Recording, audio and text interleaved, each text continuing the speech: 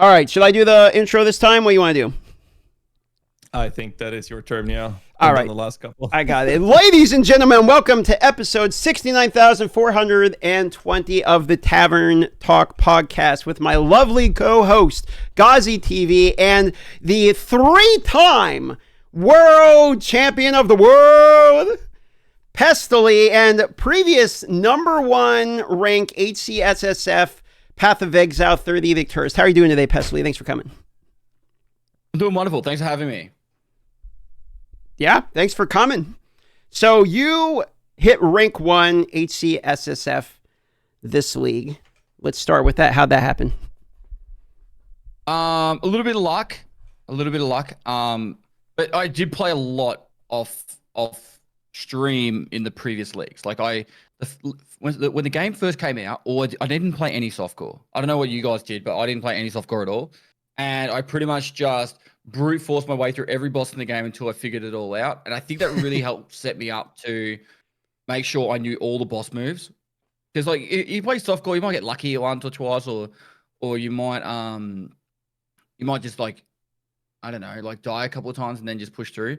In hardcore, you really have to pay attention, because if you die, then it's like, I have to go back to the beach. I have to go through Act 1 again. And it wasn't like an hour to get through Act 1 back then. It was like multiple hours, and it was pain and suffering. So I think a lot of the early 0.1 patch, where I just grinded my life through Act 1, brute forcing it through it, finally learning all that, really set me up for all the other stuff in the game. Like all the moves, the bosses, paying attention to all the stuff, and I loved it. I was hooked. I was hooked. I'd love to hear that. I saw what you poked me about the menu build. I was like, okay, let's have a look. You said your rank 1 Infernalist in Solo Self on Hardcore on the Infernalists.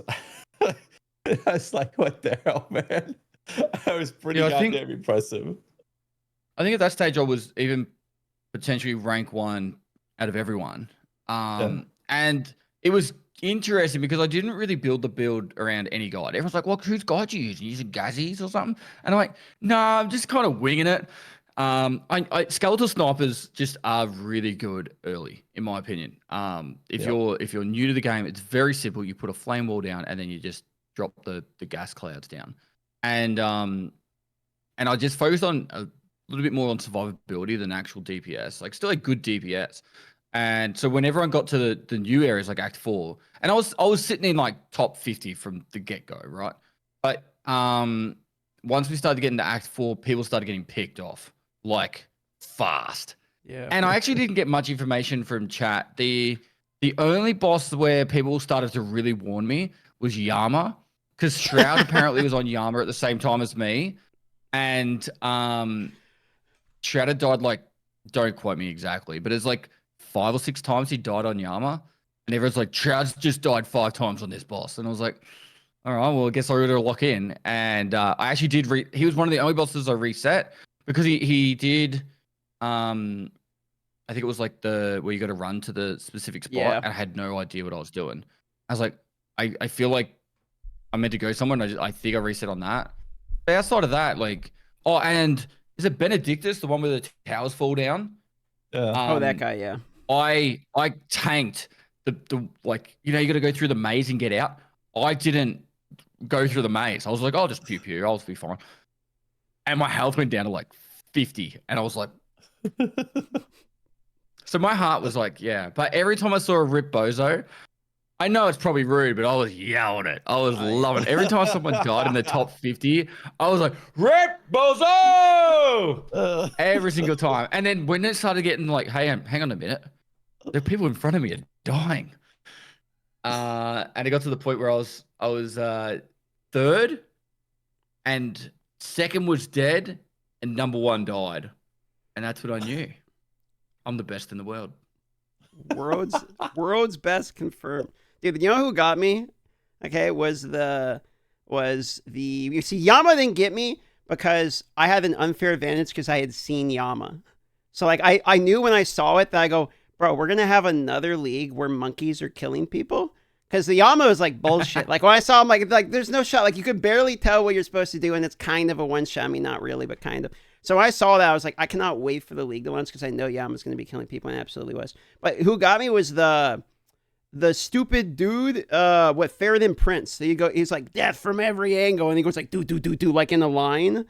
Like I got shotgun. I had 3,200 HP at that point, and that one dumpstered me. So that's when I had to tap out. Is that what end of funny. second interlude or something? It's the second to last boss because you have that, and then it's the end of the second interlude, and then you go into you have basically Yeti and the spirit and the twirly bird is all that's really left. Yeah. Yeah, and actually, like something that really stood out. Oh, sorry, GHAZZY. No, go ahead. The something that really stood out to me, and I thought it was quite hilarious, was like how bad like Ziz was doing, and like Quinn and all those. It's dying to like everything. It was actually just making me feel good about myself. Like maybe I have finally figured out parts of this game. You know, like maybe these guys aren't as good as I thought they were. It's the Tarkov player, and you've been forged in the fires of having to suffer through Tarkov. True, especially hardcore wipe. But you've been doing like self-imposed hardcore yourself for the longest of times, anyways. But like, I thought it was so funny, like when people were dying to these bosses, because I got astronomically lucky on my first playthrough. So I had ridiculous minion gear when I got to the Act 4. So most of the bosses, I didn't see the faces. Like they were dead in a handful of seconds. Like, okay, these are not very hard. And people were like, oh, Yama's going to kill you. I never saw the face. And then the Prince of Farron you talked about, oh, that one does so much damage. Died in 6 seconds. Like I didn't see them. So I did a playthrough again. I uploaded it on YouTube for like a playthrough with all the campaigns with the minion build. And I deliberately kept my gear down. And I was like, there were some fights I died to in this recording because I was like, I've never seen these mechanics before. They're actually hard. Like you got to move. Like Yama, for example, it's very hard to tell that you had to follow the spirit and stand in that right spot. Like this is just like a wake up call for me. But I started a new character for Soul Self on Hardcore now, and I just got to early stages of Act 4 on my first character. But it feels a lot easier, like you said, Pestily. Like you know the fights, know what to dodge. It just makes a world of difference. No, so I completely agree. I think even though I tried to make sure I wasn't going to get like one shot, I still killed bosses very quickly. So my playthrough, when I pushed through all the bosses, particularly in Act 4, I killed them very quickly. So I never really got to see the moves. So I think it was day 2. I was like number 1, Soul Self found hardcore. Day 3, someone overtook me. And I'm not keen probably ever to get to level 100. Like I don't really, personally, it's not really going to be something. And people are like, are you going to try and go first to 100? I'm like, that's 3 weeks. I've got a kid, you know, like I like outside. So I was like, okay, well, I did better than I ever thought. The aim was to try and be in top 10, and I did that. So I was like, well, I'll start again. And I did Contagion ED. And I did all the bosses again as Contagion ED.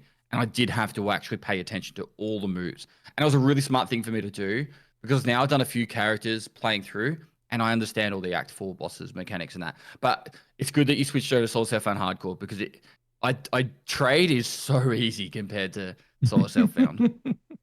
How did you feel about the crafting in this league for SSF? Did you find it to be a lot easier, or was it kind of hard because you got, the abyss is kind of rippy? Don't open Pandora's box. This guy's been linking me the sickest crafts on a daily basis, man. Yeah, so I've done some pretty insane shit on Soul Self Found, but the one thing that was a mass and this is going to be hard for them to top. Abyss or Abyssal is like amazing for density on every single location, no matter where you go. But then on top of that, I felt like I always had currency. So even though normally I'm like, oh, I got to save this X for that, that item, I was just Xing and fully getting 6, attributes or whatever you want to call it, like 6 things. 6 things on this is my level of my knowledge on my jacket.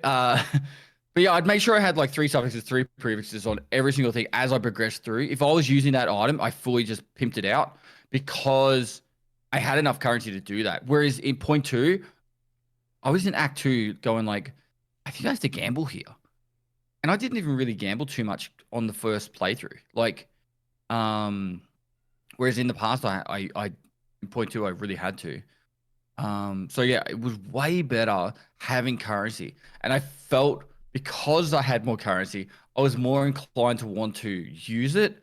And can I swear on this podcast? Yeah, of course. Yeah, so I could fuck about with it a lot more. So if I made a mistake, it was like, oh well, it's fine. Like it's not the end of the world. Whereas in previous like 0.1 and 0.2, I was like, I can't use a transmute here. This is like my last one.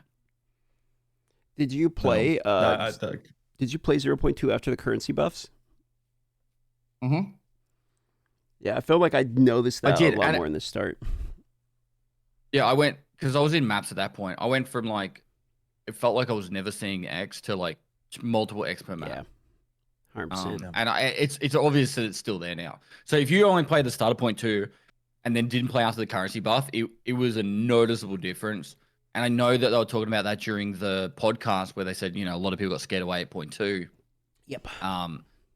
And then if you hadn't have played it, you probably don't realize it. Because I think after that buff, I actually did another playthrough just to test it out. Like I'm sadistic like that. I was like, I'll just test this out and play through. There's a few other YouTubers that do very similar stuff that I've done in Tarkov, where it's like, if anyone doesn't know, Escape from Tarkov is a first-person extractor shooter, where it's fairly sadistic, and the devs don't give you any information. It's total opposite to GGG. So like, you'll go like, I have videos where I've looted 1,000 filing cabinets, or I've looted like particular locked rooms in the game 100+ times, and I make a video about that. Path of Exile ticks my brain the exact same way, where I get the same like excitement of like, I wonder what this will do, and then I just try it out a different way, and it's great.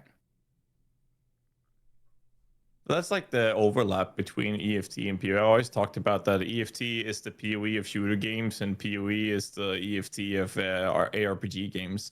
I think there's a massive overlap of player bases from both games, which I think is fun. Like it's very, I wouldn't say unforgiving that is the similarity between it, but the complexity in both games is quite drastic within their genres, right?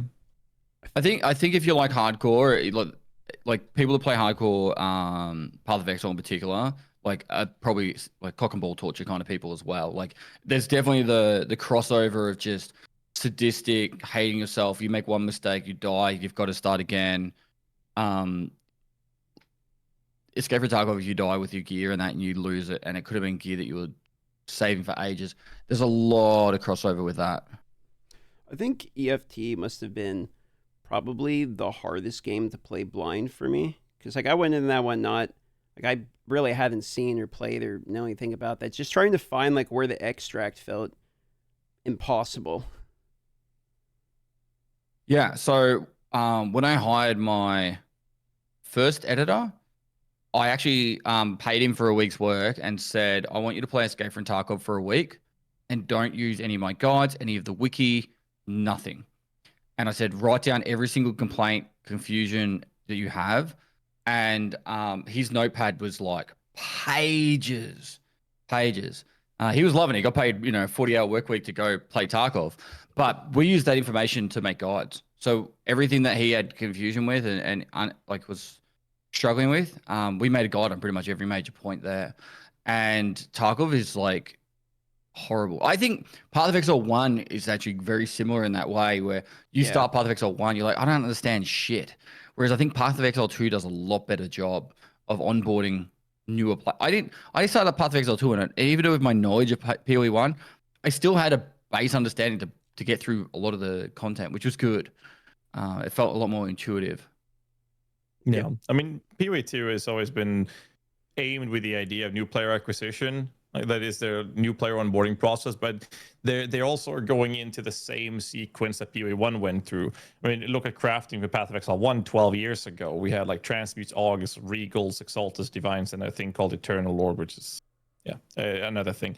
And it's like that was all you had. There was no bench crafts, there was no ascendancies, there was nothing like that. Everything was so simplistic. And if you look at POE 2, it's very similar to that. And now we have a little bit more crafting. We have the recombinators, we have the abyss crafting and the omens, for example. So it's already a little bit more advanced than what we started with. But 10 years of development in POE 1, and now it's very, very hard. So I keep telling people that if you like Path of Exile, you need to learn how to craft now.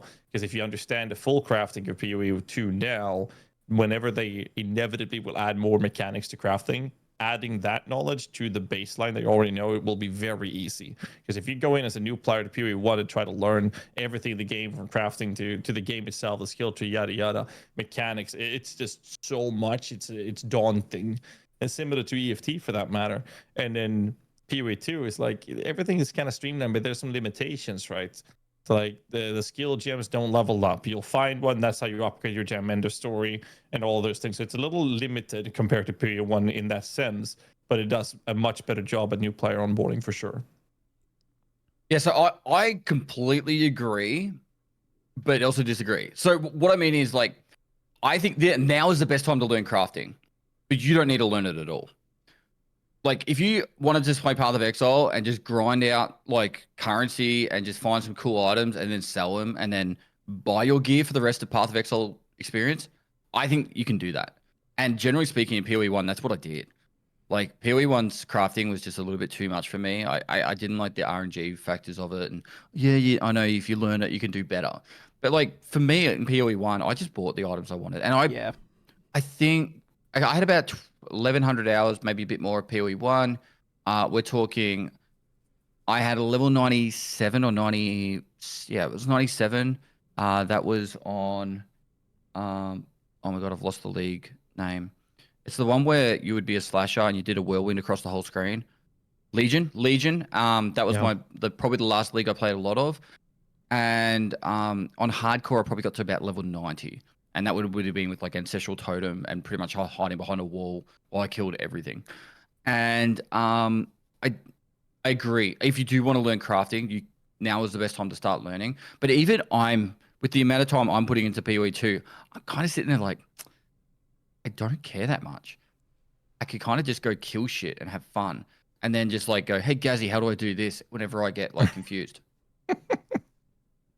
Yeah, I gotta stop teaching you that. You've been sending me screenshots of so many insane items to sell self on hardcore. It's making me jealous. But now, I mean, you're absolutely right. You don't have to learn crafting. It's just that a lot of people, at least from that I see, that are making comments and videos and stream, that are complaining about the crafting process. Like, if you complain, there is a solution, and the easiest way to solve that is you can learn that now. And if you do learn how to craft, you open up this whole new wide world of playing the game, which you can't open up if you don't know how to craft. But it also helps that you don't have to do the crafting. You can learn how to craft so you understand it without engaging with it, because that part will allow you to understand valuable items that drops to the ground. What can I do with this blue tier 1 lightning flat Gemini bow? And understand that at the time that I drop one, that's 2 divines. But if you didn't understand those parts, you would look at a blue item and just ignore it. And I think that's one of the... Sorry?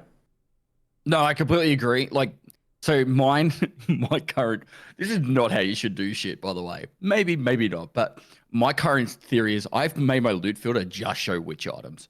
Like, I literally don't even... Like, a bow drops. What's a bow? So I am like making sure I know every single thing about witch. And then that way, when I do solo self-found, I'm only ever playing witch. And then I can just... The items that drop for me, I can focus on them. Completely agree. It does open up a whole new world. And when you do get the dopamine hit of finding that item that you want, it's sick. Like it's so sick.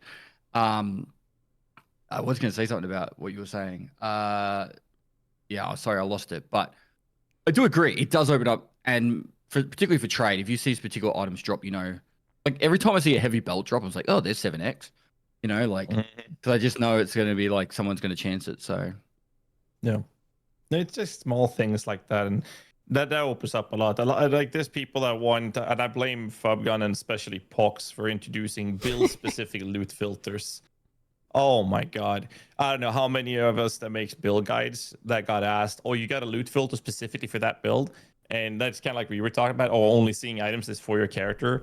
And the only scenario where I would ever recommend someone to do that is if they're playing solo self-found, hardcore or softcore, but solo self-found, and they know for a fact that they will never, ever, ever play anything but that build. Then a loot filter only showing items to that build would make sense. Because if you're playing trade league, where most people are, even in softcore, like trade, and hardcore doesn't matter. But if they're playing trade league, you want to see the other items because there's value in those. Those are not for you; those are for your money, so you can buy the things that are for you, right? I completely agree. the good thing, and this is where a massive crossover from Path of Exile to Tarkov, like has. So the lack of hand holding the game has on those particular areas of the game gives you, like, as in Darth and GHAZZY both, like a massive area of making content, right? Like how to do this, like, oh, look at this sick bow that I made. And I think it like I wouldn't even have a job as a content creator if it wasn't for how shit Tarkov is at telling you how to play the game, right? Like it's only like in 8 years, it's only just in the last 12 months told you the penetration and damage of ammo in the game. So like it's a complete opposite of Path of Exile when it comes to like how horrible the handholding is. Yeah. But the fact that they've kind of left crafting as like, hey, it does this, good luck. That's kind of good because it means you guys can make content from it. You can, and sometimes a little bit of lack of handholding and a little bit of excitement is also good for the game as well, because otherwise it's like, oh, well, I just do this and then do this and then do this and it's done.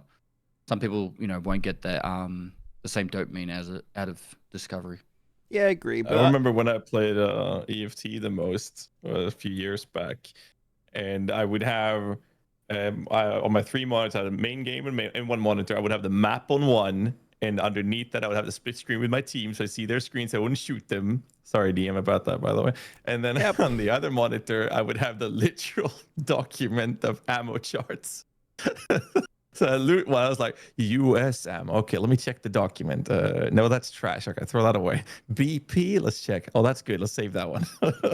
We had such opposite experiences because I did absolutely zero research at all. So I'm just going into the game and I'm just sitting there like shooting people. I empty an entire mag dump into someone's chest. I'm like, why is he still alive? And then of course, you know, hours later in the game, you learn, oh yeah, shoot him in the leg because your ammo literally can't even hurt him. It's, like, there's nowhere that game explains it. Have you fought a cultist, DM? A cultist? I don't know, maybe. So I've had 2 fights with them. The first time when someone showed me I had a thermal, shot them from 80 miles away. This is years ago. But next time the time I fought them, I had the same like new player experience with a cultist. They're just hiding in like a bush or something, and they look scary as fuck with these masks and shit. And he just looked at me, and I was like, okay, well, I'm not aggro, I'll just run away. The dude starts sprinting at me. Just literally just beelines to my face. I mag dump the guy. He doesn't die, so I try to run. He stabs me in the stomach with a dagger, and then he runs away. And I'm like, what? Okay, I'm good. Then like when I'm like 100 meters away, then he starts lighting me up. And I have like no HP. I'm like limping away. And then he throws a nade at me. It was the worst experience ever. I got humiliated. But now I know what to do because I did some research after that. Well, my favorite experience was... And up until lately, they had no footsteps either. So that you couldn't even hear them running up to you. They're dead quiet. So they would run up to you. Yeah, that's changed very recently. You can hear just a faint footstep. But they would run up, you turn around, and you're just being stabbed. And you're like, oh my God, there's a cultist like stabbing me. Cool in theory, but frustrating in the moment. The poison, though. This was in the hardcore wipe, mind you. You have to pay to get rid of it. And I didn't have money for that in hardcore. It took like 3 suicide runs to afford it. I think that was like 200,000 rubles. That like they didn't consider. They don't consider a lot of things with Tarkov. You guys, GGG give you like patch notes with so much information. I don't even get like a 40th of that in a Tarkov patch. It could be a major patch, Unity update. There's like all this sick shit going on, and BSG would just be like, so we updated the game. Duh. And you're like, okay. Okay. And, I mean, that's kind of part of the fun, no? No. No, like... No? Okay. Improvements to audio engine.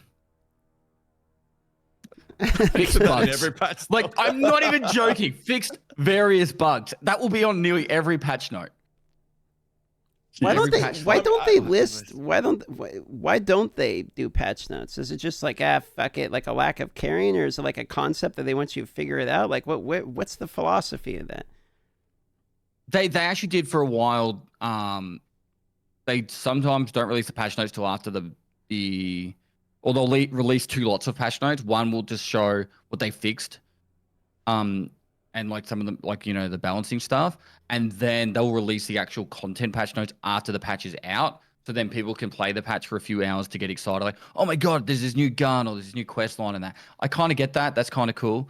But yeah, a lot of the time it's like, I don't think BSG are lazy. I think it's just either a lack of understanding of like what people really want and lack of communication because of that, or it's just a cultural thing. Like, because they're Russian, they're like, they don't need to know that information. You play a game, you know, like I've got the worst Russian accent. I don't know. I mean, I kind of like the idea of jumping into game having no clue how the new game is or the new version of the game is and exploring it. But at the same time, for me and with POE, for example, hitting that reveal stream, amazing reaction content, all that, love it. And then right after, we spend, you know, the next couple of days just dissecting the patch notes.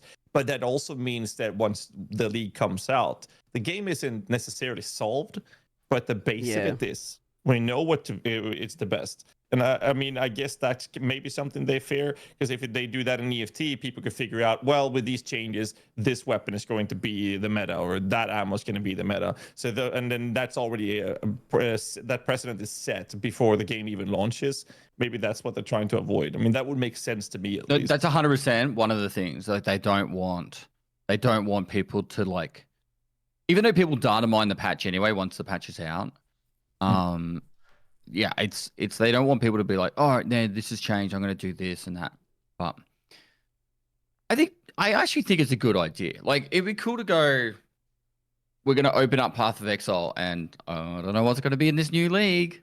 Like, you got to be like, imagine you open it up and there's like 2 new classes. I think it would be really exciting, but it's not exactly great for their promotional activity, right? Like, well, the Abyssal, it's going to be more hype if they. Sorry, I was going to say the Abyssal Lich is just a good example of what you're saying, where it's like, no, like they didn't mention it at all, wasn't in the preview hype trailer, and people are like, there's a hidden ascendancy, and everyone just kind of organically found that. It was like kind of an exciting moment.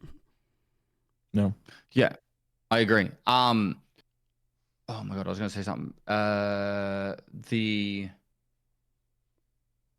You're talking about I lost it. You're talking Sorry. about the promotion. Though. It's like kind of hard to, you know, for the promotional side of it to be able to release the information. Definitely. They obviously, like, people get really hyped because they do. The best thing they do is that, you know how they do like 2-hour chat with one of you guys, and before that they show like a 15-minute video clearly explaining everything. That 15-minute video is gold. Like, it's pure gold, because it's just clear explanation of everything. People can dissect it however much they want, and then they go in with an understanding of what's coming up and what they're meant to expect. BSG will do a 2-hour chat called a Tarkov TV, where it'll be like literally the head of the studio plus one other dude who's very bad at the video game, by the way. And they'll have him play the game and showcase some of this shit. And then they'll drink juice. And then they'll yap. And then he'll play the game a little bit more and die straight away trying to show the new content. And then they'll show a little video, let's like 1 or 2 small videos. It's frustrating. It's kind of got its own charm to it. It's got its own charm to it, but it's very frustrating. It's like, people watch the videos that I make, the summaries of the 2-hour. I watch it for 2 hours. Sometimes the videos are short as like 4 minutes of the new content, like 4 to 6 minutes, and it's like I had to watch 2 hours to show that. It's Yeah. I mean, that's something I feel like is kind of weird. Is I think EFT would have been much bigger if they had better PR behind it. And I mean, part of that, like POE gets so much attention when they have a reveal stream and then patch notes, and that's, you know, the content creators goes ape shit, dissecting every single word. Like, I mean, just the words that are uttered in the video is being dissected, and like content all over the field, and that's a lot of marketing value out of that. But I don't see that with EFT. When they have a reveal, there's like a reaction to it, and then it's over. There's nothing else around it. So there's not this high pressure time is being extended when they have like reveals like that. Whereas in PoE 1 and 2, it's very different. And we see this happening in other games, like take a look at Diablo, and other ARPG games don't have that same pressure either. Like PoE really is at the top of the mountain when it comes to that specific PR approach, at least from my perspective. It's the precedent that they've set for themselves. So like they've made communication's so good that now everyone expects it from them. So they're like, okay, we've put out a really good patch notes of all the information. So the next patch notes have to be like just as good, if not better. And it's good business practice by them. But then the community starts to expect it. I think like you guys are, I'll say like casual kind of Tarkov players, or you understand the game from a like a broad view. Tarkov has gone through its highs and lows in the last 8 years that I've been playing it, and it's definitely on a downward trajectory when it comes to player count.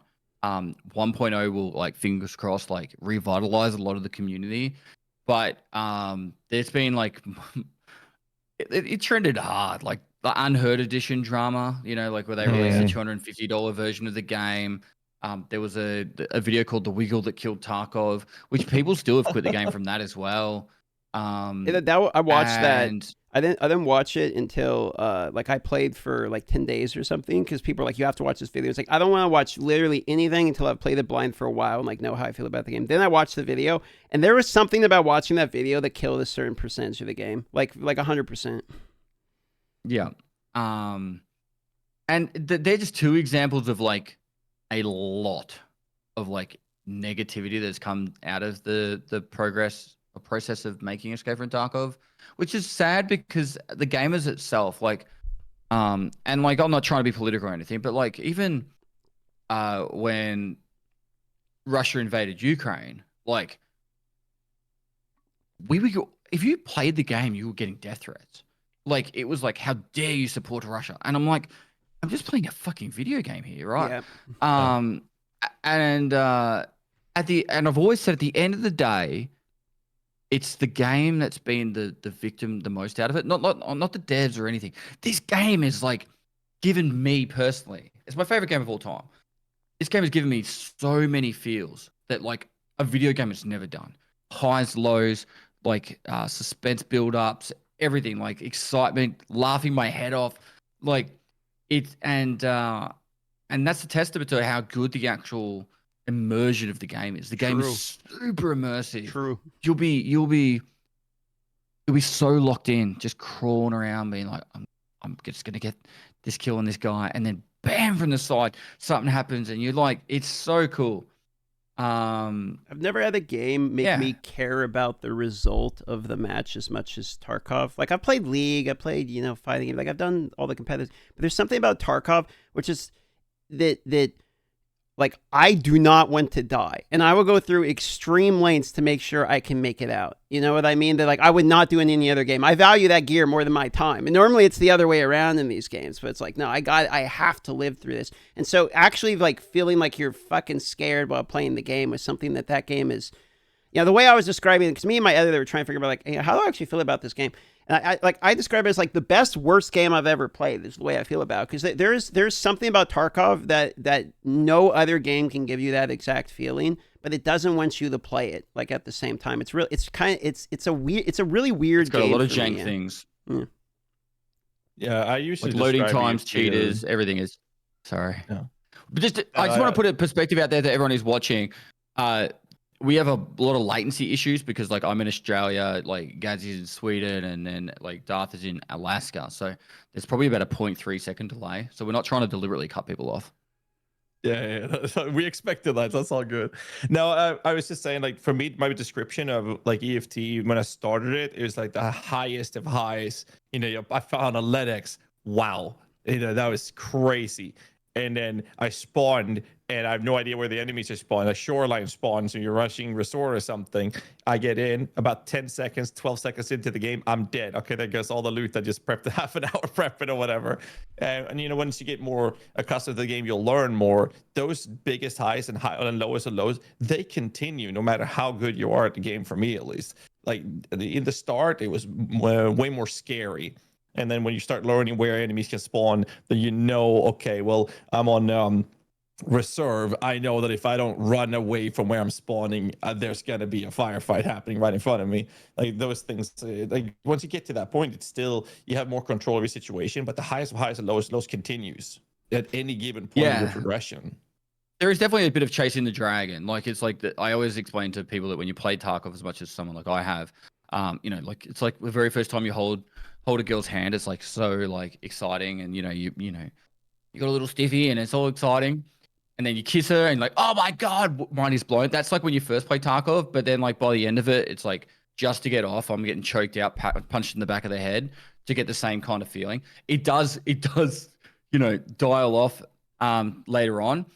But in saying that, like you can definitely find ways of doing it. The cool crossover is in POE is I still get some of the same feelings, particularly doing a boss I haven't done before, particularly blind, even not blind. You know, like you can get the whole excited that you know, like if I die here, I have to start on the fucking beach again. That sucks. Dude, imagine. Okay, so Yeah, and the campaign takes some time. imagine if in a map, let's say even like softcore trade, like just in general, imagine if in the map you had to actually beat the boss, you couldn't portal out, and if you died, you lose everything you got during the map. How much like people would be fucking stressed out trying to get out like on Astromintus or something. Don't give Sis any more ideas for events, man. I love that idea, dude. Give me an extraction POE league. That would be so cool. You know, the POE had an event, POE 1. They had an April Fool's joke many years ago that was POE Royale. And it was so successful as a April Fool's joke that they made an actual thing out of it. And it was even a Twitch Rivals at one point. But you see, you're missing the whole point. Like you've got to go into that boss fight, and out of no control of yourself, there's a chance you just get insta-killed. Now that is the true experience. Like you walk into the boss fight, dead.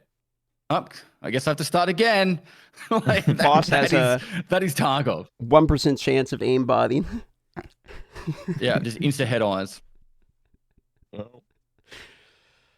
fun. Dude, after watching the Wiggle, okay, I would die all the time. I'd be like, God, like I suck. Like I need to like learn to like use cover better and like not make so much noise. And after the Wiggle, like every time I die, I'm like, it's another cheater. Like, cheater here, cheater. It's like instantly makes you think you're getting cheated on stuff, even if you're not, you know.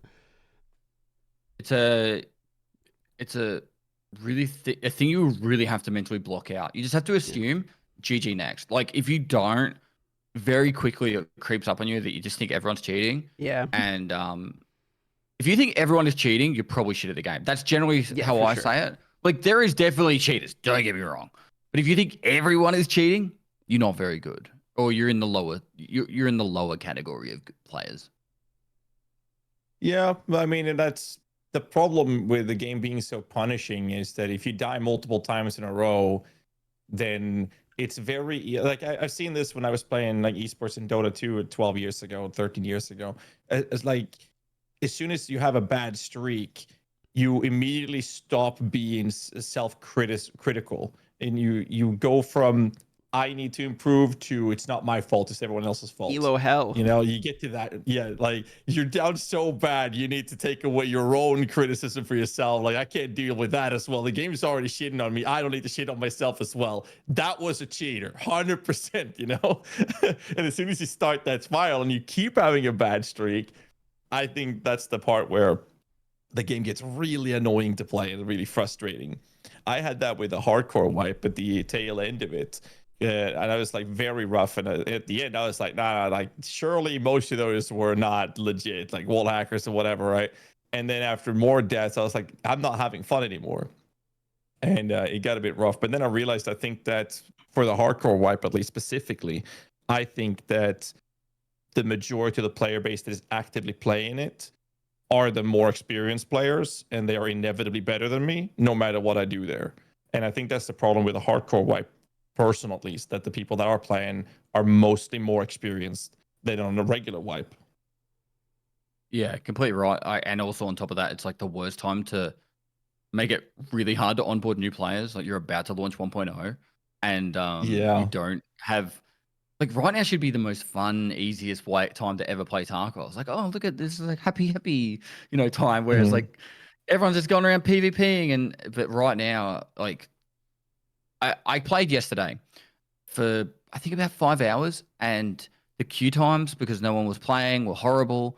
You know, like I had a couple of like quick deaths, like you were talking about, where I spawned in, ran like 5 paces, and it fell over. And then I was just like, I'm gonna go play Path of Exile for a bit, you know. Yeah. And I even said to myself, like in my head, like I need to stop playing so much Path of Exile and go back to doing what I'm like known for. And after about 5 hours, it was just like I spent probably an hour of that 5 hours in queue. No word of a lie. That's what made me know I want to play the game. There's 2 things. One of which was how much time I was spent in the menu, like especially if you're bad or new to the game. It's like I'll die all the fucking time. Skill issue, absolutely, but it's like I'm dying a lot.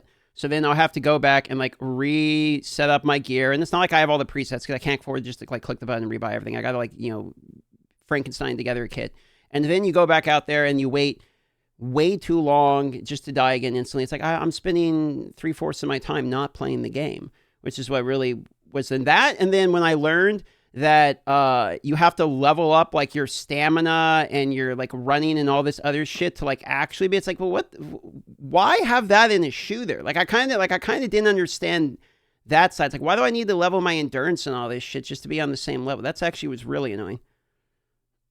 So as a content creator, Tarkov is the perfect formula, right? So hear me out. When you play a game like Apex Legends, you click play, you drop in, and then you're instantly shooting, and it's like pew pew pew, either win or lose, you die. Okay, cool. Q, drop in again. Like it's so quick. Yep. Tarkov, you have menu time where you kind of yapping, but like you're still setting up your gear. Then you queue up. It used to be capped at like 2.5, 3 minutes. You would always spawn, and that 2.5 to 3 minutes was a really good opportunity just to like one-on-one with your chat, really talk a lot with your chat, and it was really good.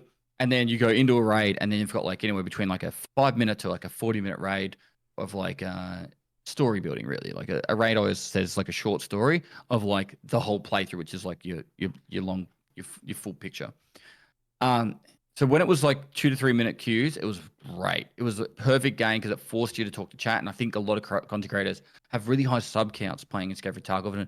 And I think Escape from Tarkov's made probably more Twitch partners than the majority of games based off its like amount of like how big the game is compared to like, other games.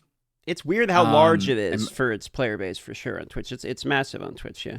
I was surprised by that. Yeah. And it's way more enjoyable to watch than it is to play. I think that's a legitimate like thing. 100%. People love playing vicariously through other people. Whereas like even Path of Exile, because it's so go, you don't really get much time to just stop and talk to your chat. And I think it's a very good thing that you can just press escape and talk. Like I sometimes have a question from chat playing Path of Exile where it's too much brain power for me to focus on not dying and talk to chat. So I literally just press escape, pause it, answer the question properly, then go back to playing. And I think it's really done well for me personally, where Tarkov did have those loading times. It's horrible now with how long it is. Like, I don't know if you guys like the Burn Peanut. He's literally made like intros for like loading in a raid that go for ages. Really because good. of just how long it takes to go into a friggin' raid. I've got advertisements I've made for like one of my major sponsors. I've got advertisements. I press a button and it just like it plays a few minute ad because I know I'm safe for the next 2 minutes. I'm not queuing up. So it's interesting how horrible it is, but we still play it. Oh. Yeah. Path of Exile, by the way, is the best dad game ever. Just being able to press escape and walk away. After having the pause in the game, it immediately made me salty as soon as I play a game that doesn't have pause. And I never cared about pause before until I started playing like POE 2 and having the pause. And it's like constantly the cat would jump up on the keyboard. Someone's like, pause. Like, come on, fucking move. Like not having pause before. It's like everything's an emergency if something happens and you're like in the middle of something important.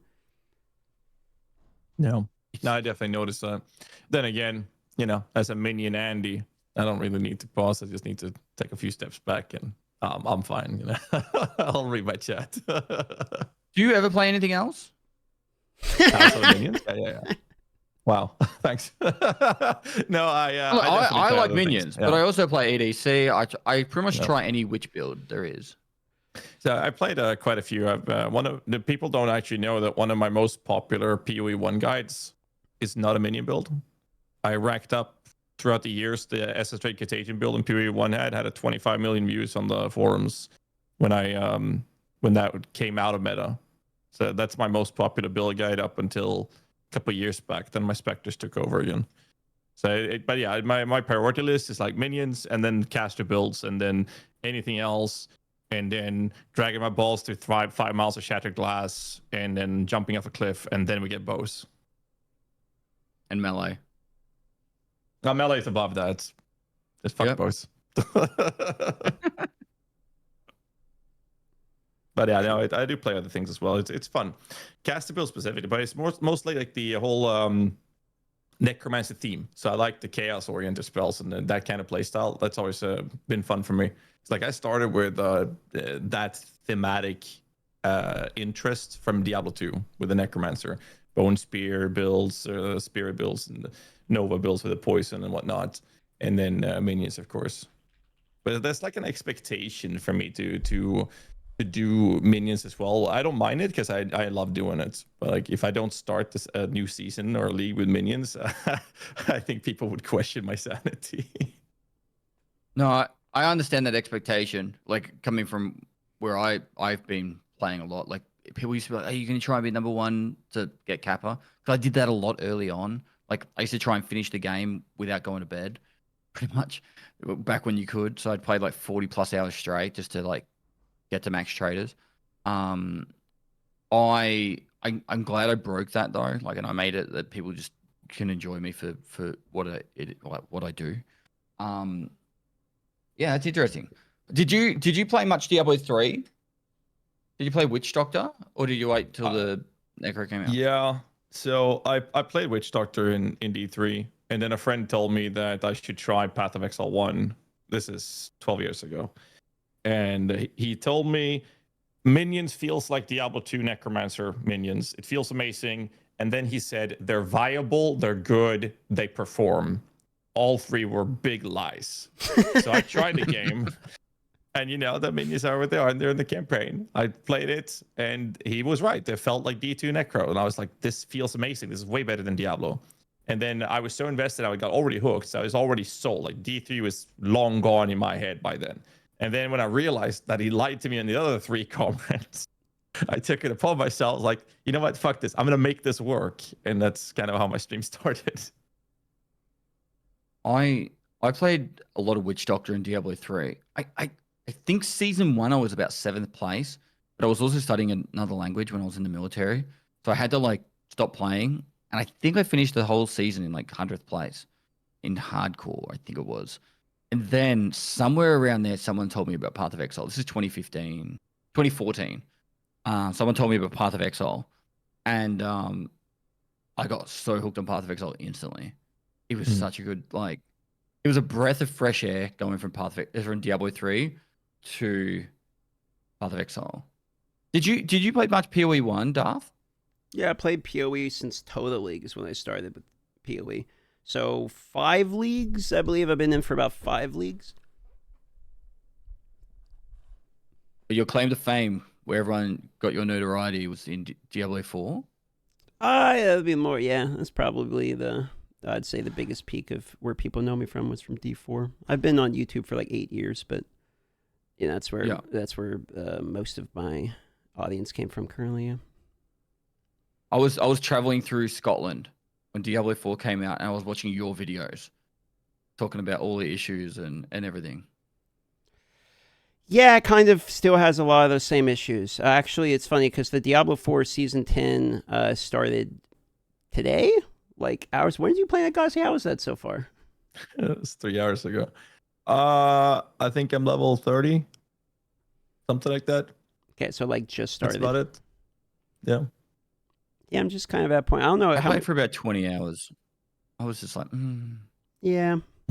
Yeah, it was after season. I think season 3 is really when I started to kind of like get a little bored of it, and then season 4 hit with the item change, which was good. But then I was kind of like still already bored with it. It was a step in the right direction. At a certain point, it's like, you step so many directions, in the right direction. I still don't kind of care because you're not at the destination. Like, you know what I mean? It's just like, I'm not, like, I'm done being there for the journey. I'll show up when you're there, So it's like, and that's a lot of people's sentiment with Tarkov. Like, everyone's like, I'll play it when it gets to 1.0. Yeah, basically, Yeah. which is fine. I understand that perspective. I think like Diablo 4 had a really good season 2, and the Loot Reborn was fine. But it's like they've consistently taken one step forward and then 2 steps back. That it's been consistent across the board. And then when they don't take steps back, they take a step forward on things that don't matter, and then they don't take steps on where they need to. And from what I've been hearing, it seems like season 11 is going to be very, very interesting. But I don't know if that's going to be enough to get them to that point. So for me, last few seasons, I have 2 classes on Icy Veins that I'm responsible for their guides. So I do Spiritborn with a co-writer, and I do Necromancer, and I've helped from 2 other guys that's helping me with those things. But I always play every season, and what I do is I play till the point where now I'm just one-shotting bosses to get my gear, to having more gear to one-shot the same bosses at a little harder difficulty, to get more gear, to one-shot the same bosses on the hardest difficulty, to get more gear, to do what? There's nothing. I can do the pit, which is boring as fuck. So I play the game for 10, maybe 14 hours at best every season, and I'm there and I'm done. Like, so I agree with that, but it's, for me, it's not even that there is a huge lack to do in the in game. It's the amount of things that get added. Like the amount of stuff that was not covered in 0.3's release video that is actually in the game. They just didn't mention it at all. When you go into the game, you're like, oh, that's there. Like a whole bunch of the omens, etc. Like that amount of stuff that was not covered is more than any league they have ever done in Diablo. It's the amount of shit that gets added is always like one line worth of stuff in PoE 2 that's literally in fucking early access and it's not done. And which would be fine if it was like season 1. But it's season 10. It's like how many, how long are you exposed to be like, okay, next season, okay, next season, okay, next season. Like I hear that every time. And it's like, every time I look, it's like, I'm still standing in the Helltide doing a circle, or in even the worst case scenario is you're running the campaign. Last league, what was it, or season, everyone was running the fucking campaign of Vessel of Hatred level, which is a horrible, like arguably the worst campaign out of any Diablo game, just period. The Vessel of Hatred campaign, I didn't like at all. So it's like, It's hard for me to want to log in when I feel like we're getting the equivalent of like a mid-league patch in a dead league in PoE. Yeah, that pretty much sums it up. But there's also a big difference, like when you're comparing RPG to RPG. It's like, look at PoE versus Diablo 4, which is like always going to be the battle of the beasts, if you will. The launch for Vessel of Hatred versus the early access launch of PoE 2, I'm not sure if people paid attention to it, but they were almost identical. They both had server issues. Both downtimes of the server issues lasted almost identical in terms of length. And the community response to it for Diablo 4 was complete utter shit. It was everything was on fire. Like in a normal day on Reddit, that's what they experienced. And then GHAZZY had the exact same thing, but they were kind of excused. Oh, shit happens. It's fine. There wasn't that much, outrage around it. And that just goes to show how much goodwill and communication has built up from Path of Exile Grinding Gear Games side with how they handle communication and building that goodwill up. So when something like that happens, it's not that bad. It's bad, but they don't get so much shit for it. Whereas the consistent problematic releases and updates that Diablo 4 has gone through, their goodwill it's not even zero, it's negative. So when something happens that is out of their control, they get all the shit for it no matter what, because it just adds more salt to the wound. I actually think it's really amazing how much the PoE devs play the game as well. You can just tell that they actually play it, because like that doesn't seem right. So then they fix it. Whereas like in other games, stuff can go a long time without being noticed. Absolutely. It's very noticeable. Good thing. Can you imagine devs have to play the game they're developing? That would be crazy. I I don't want to keep going back to Tarkov, but I just honestly don't think the lead dev, Nikita, has played Tarkov more than, I'd say, 100 hours. I'd be very surprised. How can you develop a Very game surprised. if you're not actively playing it, like as your main game? I don't understand. His that. argument was this. It's like he's like restoring a car or building a car, and he doesn't want to drive it before the car's finished. That doesn't make any sense at all. You're a mechanic. You have to test what's in it. Like, what are we talking about? I'm just repeating. Wait, he actually said that? Yeah. What? The analogy doesn't even make sense, though. I just work here, mate. Oh my god. Well, we'll regarding regarding D4 though, the devs there, I will say in their defense, like I talked to the devs. I mean, you're in the server, I think, as well, the partner Discord for Diablo. So we talked to the devs. And I've had many conversations with them. They're fantastic people. They do play the game, at least the guys I talk to. I don't think the devs is the issue entirely for D4. I think there's two main problems. I think that it's the people above the devs that is the main problem. And the other problem was many years ago, there was this PR shit show that they had to deal with their HR fiasco that Blizzard had to deal with, and they fired a shitload of people. And this was during the development of D4. And in comes a new batch of staff, new developers that is not going to write new code. They're going to take an already finished batch of code and then finish that already written code, which is just bound to be a shit show. Like, I'm not a game developer, but I do know some codings, and like taking over the coding from someone else. I mean, I've first spent X amount of hours trying to understand what that guy did and how that guy did it, so I can then apply it to it. And then they have deadlines on that. And that just ended up with this absolute atrocious result of people loading other players' stash tabs on their game, for their stashes, as an example, right? And that combined with the... Sorry?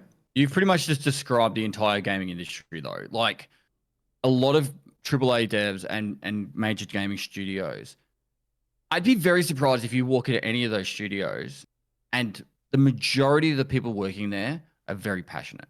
Like you go in it, like I've been to a fair few studios now. You talk to any person, like the audio designer or the graphic designer, whatever storyteller, whichever role they've got, and they're so passionate about the game. A large amount of the issues come from higher up. They want to keep their shareholders happy. They have to do whatever sells the most copies. They've got deadlines that are unrealistic, and then that's where all their leadership makes it fall short. I don't think the average person that works in any of these studios are to blame for the downfall of a lot of big games coming out. Shareholders and because billionaires will come in and go, we want to make money, and then they'll be like, make me a game that makes money. They don't give a fuck if the game's good or not. Well, and then go. No, sorry. Then you finish your thought. Absolutely. Well, just realistically, then you go to you look at indie studios these days and how well they're doing, because it's just a passion project that and yeah, there's a lot of indie studios that don't make successful games, but when they do make something that hits, they're making more money than probably some of these AAA studios when it comes to sales and stuff like that, because it was just so much passion. As an example. Plus, there's something to be said for the layout. So when I visited GGG's office in person, a lot of time that I spent was trying to understand. I didn't want to just go down and be like, hey, what about the balance of this? Hey, what about this? I don't like this about Warrior. That wasn't the purpose of the trip. What I wanted to do was see, how are they actually developing the game? I really wanted to see the behind the scenes. So I spent a lot of time just talking to people and also seeing how the office worked. And I've done that. I've been on Blizzard campus multiple times, and I've been to the GGG office. And the difference between that I've seen is in the Blizzard campus, you have huge buildings, literally multiple different buildings. People are spread all the way out on basically a Disneyland worth of room. You got this huge thing. And then you go to the GGG office, and it's Mark and John in the middle, and everyone is working in a circle around. And the people are constantly moving around, talking to each other, interacting. They'll just go into the office, and they'll be like, what do you think about this idea? And then they'll sit there and they'll immediately talk about it. They don't even do meetings there, because he says that he thinks meetings are a huge waste of time. If it's something that you have to plan a meeting for, just go talk to the guy. Like that's their philosophy. It's you should never have a meeting because if you have a meeting, then it's a problem with the way the company is set up. And like the difference between seeing that mentality of like work on it now as opposed to like I've talked to some of the people over in Blizzard and they'd be like, I can't even talk to a guy for 2 weeks. He just has his phone off. I don't know where he is. You know, like that difference is what I think that makes a difference, in my opinion, about how much content they're actually able to make versus, you know, going through that. And I've heard other things about like them, you know, I don't know how much this is true, but some of the guys I've talked to over there at Blizzard say like they basically just hire guys like their first job, fresh. They've literally never worked on a game before, never played an ARPG, fresh out of college, not offering competitive wages. And then as soon as they have any experience, they get poached by people down the road, like Amazon or Riot or somebody will hire them as soon as they actually have some experience. And so they have problems like trying to actually get competent people in there to help, you know, make the game. So it's like I hear those differences as opposed to like you go to the GGG headquarters, you see the communication, how fast it is. And then you also see like the people there that are like, yeah, I've been here for 5 to 10 years. And you can ask them any question and they know like the intricacies of how that actually works. It's like I was telling Jonathan at one point, it's like, what do you think about this one particular guy? And I said, if that guy gets hit by a bus, you have a problem. Because it's like that guy is like key. You know what I mean? And there was many times that I ran into that scenario with the people, which is like, man, you know, you would really have a problem if some of these people were not there anymore because of how important they seem to actually be. Wasn't that how Mark kind of like got it? Yeah. Wasn't that like kind of how Mark kind of like stepped up in the climbed the career ladder in the company is my understanding of it. I might be wrong, but I believe it was either Chris or Jonathan who basically said that everyone could die, but as long as Mark's there, the game's gonna keep running, right? There was something like that they said along those lines. Yeah, the amount of praise that I heard from Mark was insane. But you can see it there. I guess he started in Q&A and he just became fundamentally like a crucial part of. He kept fixing everything, you know. And then they're like, "This guy, we need this guy." Yeah, and cool. There's been a lot of issues over the years with game development. Like, probably I don't know how prevalent it is now, but say 10 years ago. The number one money making in video games was mobile games. So anyone that was a decent coder just got poached by all the mobile game developers because they'll pay them way more money to go make a mobile game. And it gaming got like lost all its good coders because of that. There's been a lot of issues with gaming in the last 10 years. I don't always just like, I very rarely blame devs themselves as the reason why games flop. It's the pressures from outside of that obviously there's some blame to go on the devs, but I don't think anyone goes to work and go, I'm gonna fuck Battlefield 5 so hard absolutely today. Yeah. You know, I've always had the opinion that Blizzard, especially now with Microsoft wallets juiced up their asses, would be able to generate the world's greatest ARPG that would be something you could play endlessly and be the most magnificent thing in the world, catering to both casual, mid players, and blasters. They have everything they need. They have the funding available to do so. The problem is they would have to sit in a meeting with the shareholders and say, hey guys, so we're going to tank the stock for the next 7 quarters. And once we've done that, we're going to skyrocket from there. And they would all say no. And if they did it anyways, they would get sued. So it will never happen, which is kind of crazy. But they have the possibility. Like the possibility is there. It's just that they would just straight up get sued if they tried, because they'd have to tank the stock and invest so much money that no shareholder would ever be willing to do that, which is a damn shame. Well, and then why would you invest all this time, effort, money into making a passion project when you can look at Monopoly Go? They in the first 3 months and made over $1 billion, $5 billion so far in the last 2 years. Like you were saying, Pestily, like mobile games are crazy revenue generation compared to most of these other games. Yeah, and like you could even see it with GGG, right? Like, the new meta for these massive corporations like Tencent is to just find games that are profitable very early and then just buy them. Because it's like, why put all the investment into like making games from scratch when you're just like, oh, this studio's making this game, it's starting to get a lot of traction, let's offer them X hundreds of millions of dollars and then we just profit off it. So that's what people were worried about with Last Epoch, because Last Epoch sold, right? And so people are, you know, 97 something.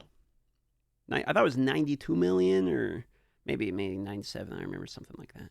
Yeah, $90 to $100 million. Like I knew they were good and they sold a shitload of copies on launch. I just didn't know they would get that much money out I of didn't know it mean, was honestly. $90 million. Yeah, I didn't know it was a $90 million. When I saw the number, I was like, wait a minute. Like, that's Yeah. all right. It was crazy to me as well.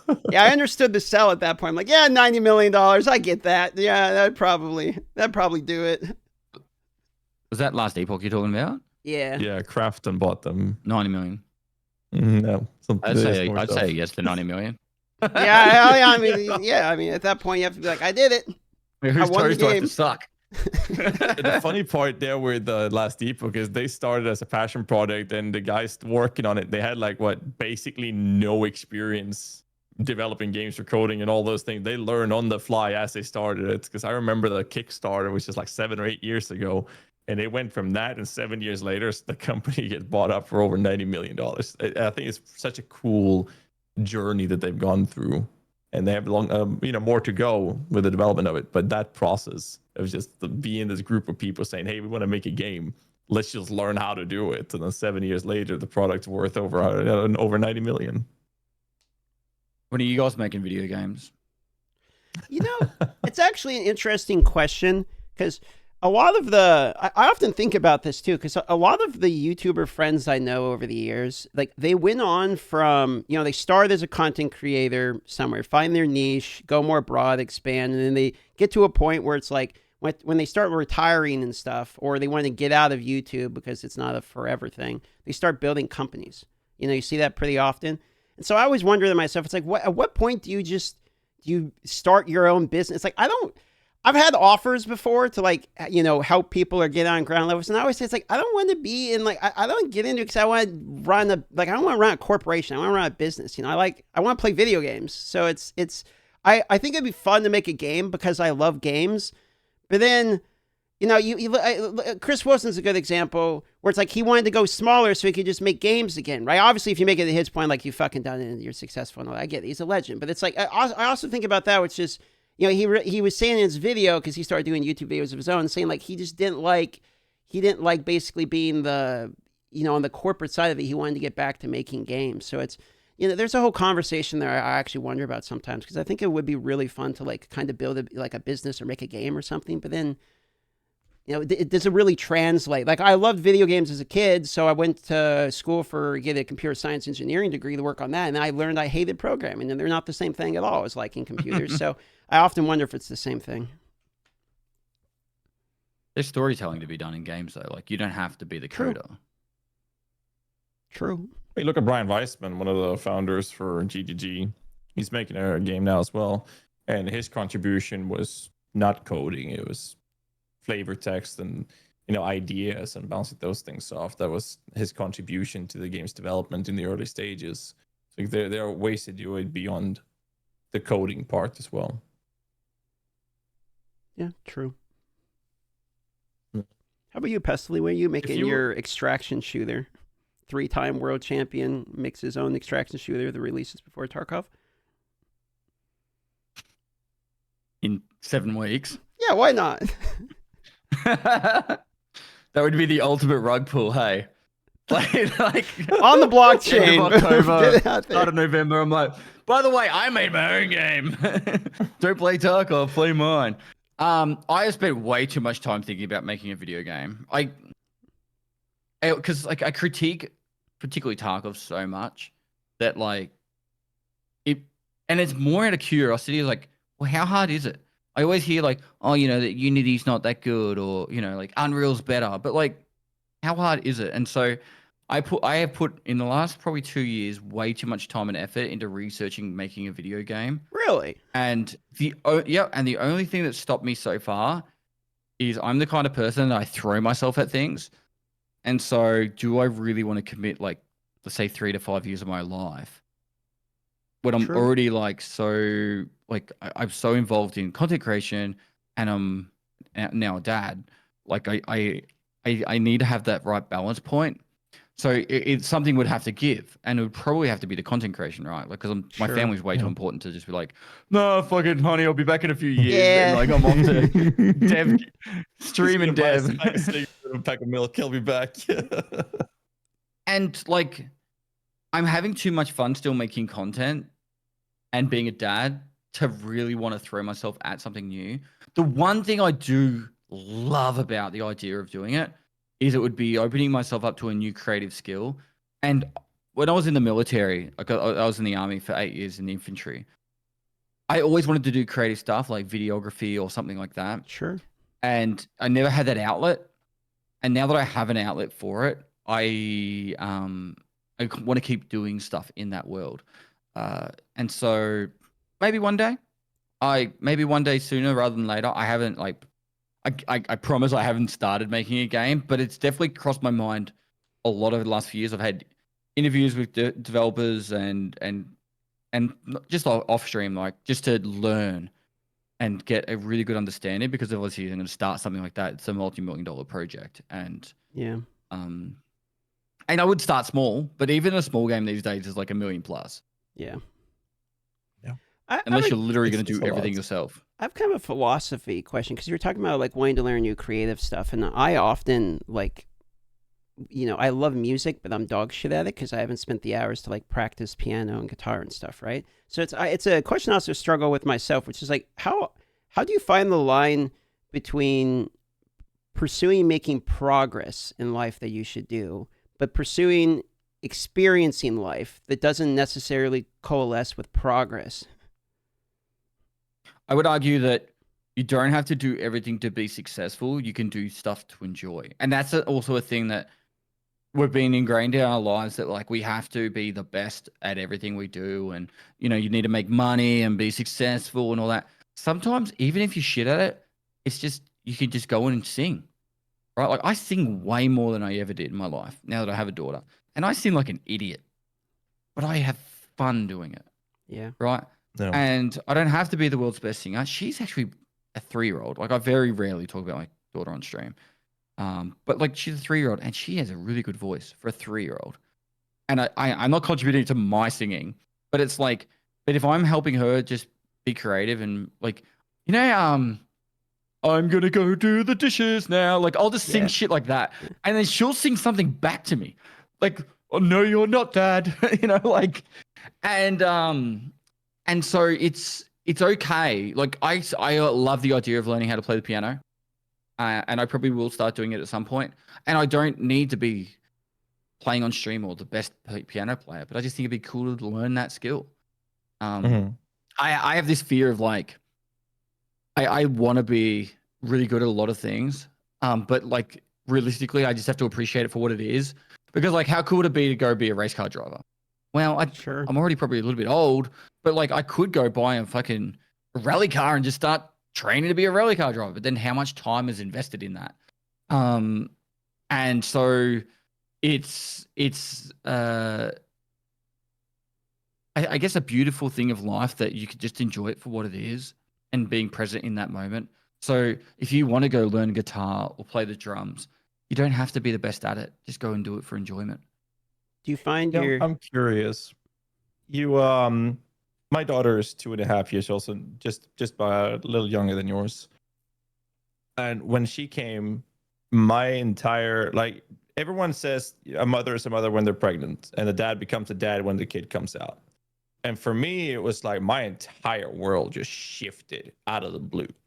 My entire priority, my plans for the future, everything was like, fuck me. What do I do for her now? How do I fix this? And that was so crazy when you talk about time investments and stuff like that. And I definitely agree with with that part as well. Like investing, going on a project, spending 3 years doing that, devoting that. Like something has to go in the family. Cannot. They're always on top no matter what you do, right? And I think that's pretty crazy. It's the same thing with the whole singing part. Like I recognize a lot what you're saying with how I'm behaving with my daughter as well, and it is very fun.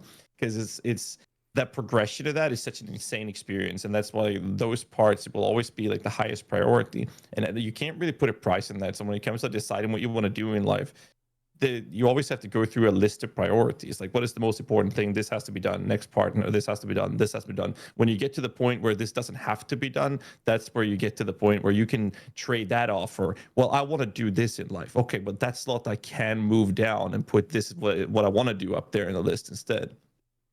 And I think that a structured approach to life is very important to be able to do things that you want to do by making sure that the must do is prioritized, and the things that don't have to be done can be shifted. And I think that's so hard because habits die hard, right?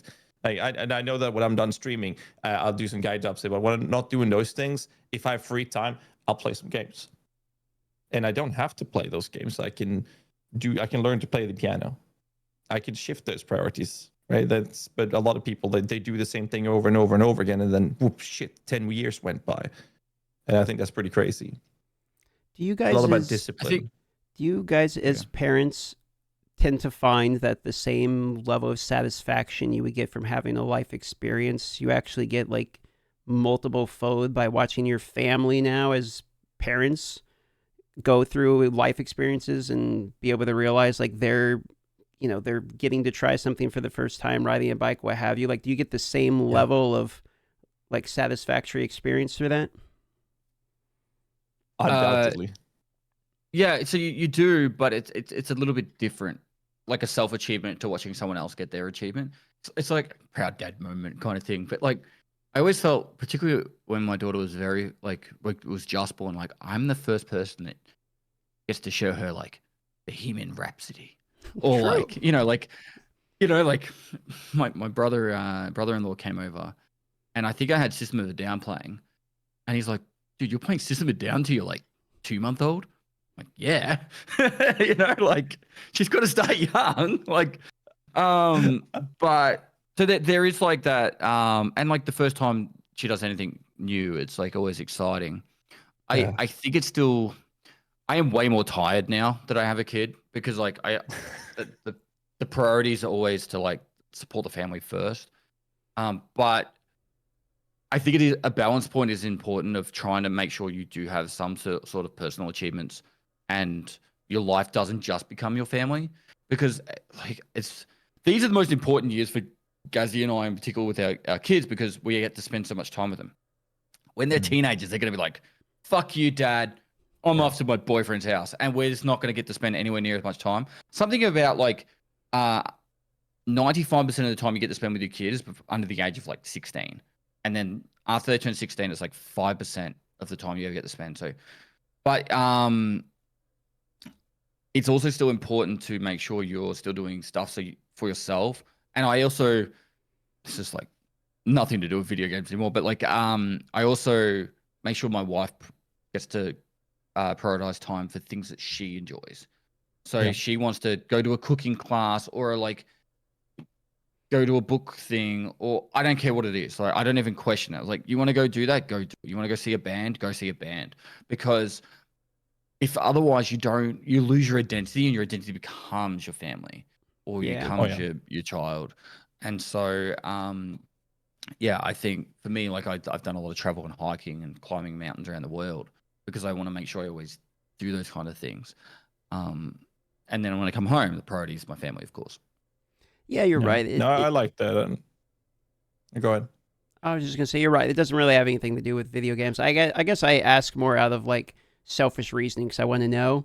Because I don't have kids. You guys do. I kind of in my younger year. I'm 34, 35, and as I get older, the more that's like I could see having a family would be better. You know what I mean? So it's like I kind of when I get the opportunity to ask, I wanted to know from people in likewise positions. So I don't think anyone should have kids, but I think it definitely changes your perspective of the world and life. But where was I going with this? I guess the point I'm trying to make is like, one, do anything in life you want to do before you have kids. Like anything, the big things, it's so much easier.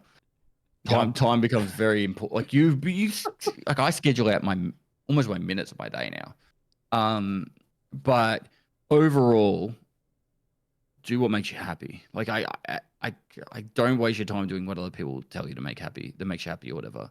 So if it is like GHAZZY finishes his stream, makes a guide for Minions number 4012, and then wants to go play, I don't know, Shower with Dad Simulator, like he can go do that because like that's important because it makes him happy, and then he gets to go spend time with his family too. No. Now, priorities is important. I like the feeling of achieving my personal achievements when it comes to family. Like when I do this to my daughter, she starts headbanging, and to me, that's like I won the gold medal in the Olympics. Like that's how it feels to me. I start Dio. She looks at me. She tries to do this with her fingers, and then she starts doing this. It's lovely. I love doing. I love that part of it. But I mean, there's other aspects to it as well. But it's like you said. I mean, 10 years from now, we have about the same age, and our kids, like 13 years from now, they don't want to have to deal with us whatsoever. We're just embarrassed. And we'll play so many video games at that point, mate. Path of Exile 3 will be out, you know. Exactly. So, I mean, we'll be the geriatric streamers. Yeah, but there's also the other aspect of time, right? When it comes to like gaming and all those things, and self things you want to do for yourself, gaming or not gaming doesn't matter. Like you're in a position where now that's limited. So I think that for you, Dark, you're asking, like you said, Pestily, do the things that you really want to do, especially the big things before you have a kid. It's so much easier. And then it will be easier again when the kid gets up to the later teenage years. But I mean, that's 15, 20 years from now before that kicks in. So there will be a time frame where we're kind of limited time-wise to do things. And then by 15 years from now, we're not going to be 30 anymore. You know, I know we all felt it. 25 was a great age. Then 30 happened, and then everything every year after that, there was something that starts breaking on you. That doesn't stop. So there's that part of it. But I don't know where I was going with it. I'm just yapping at this point. This is fun. I'll change the conversation. Pestily, you go into TwitchCon by any chance? Yes. No.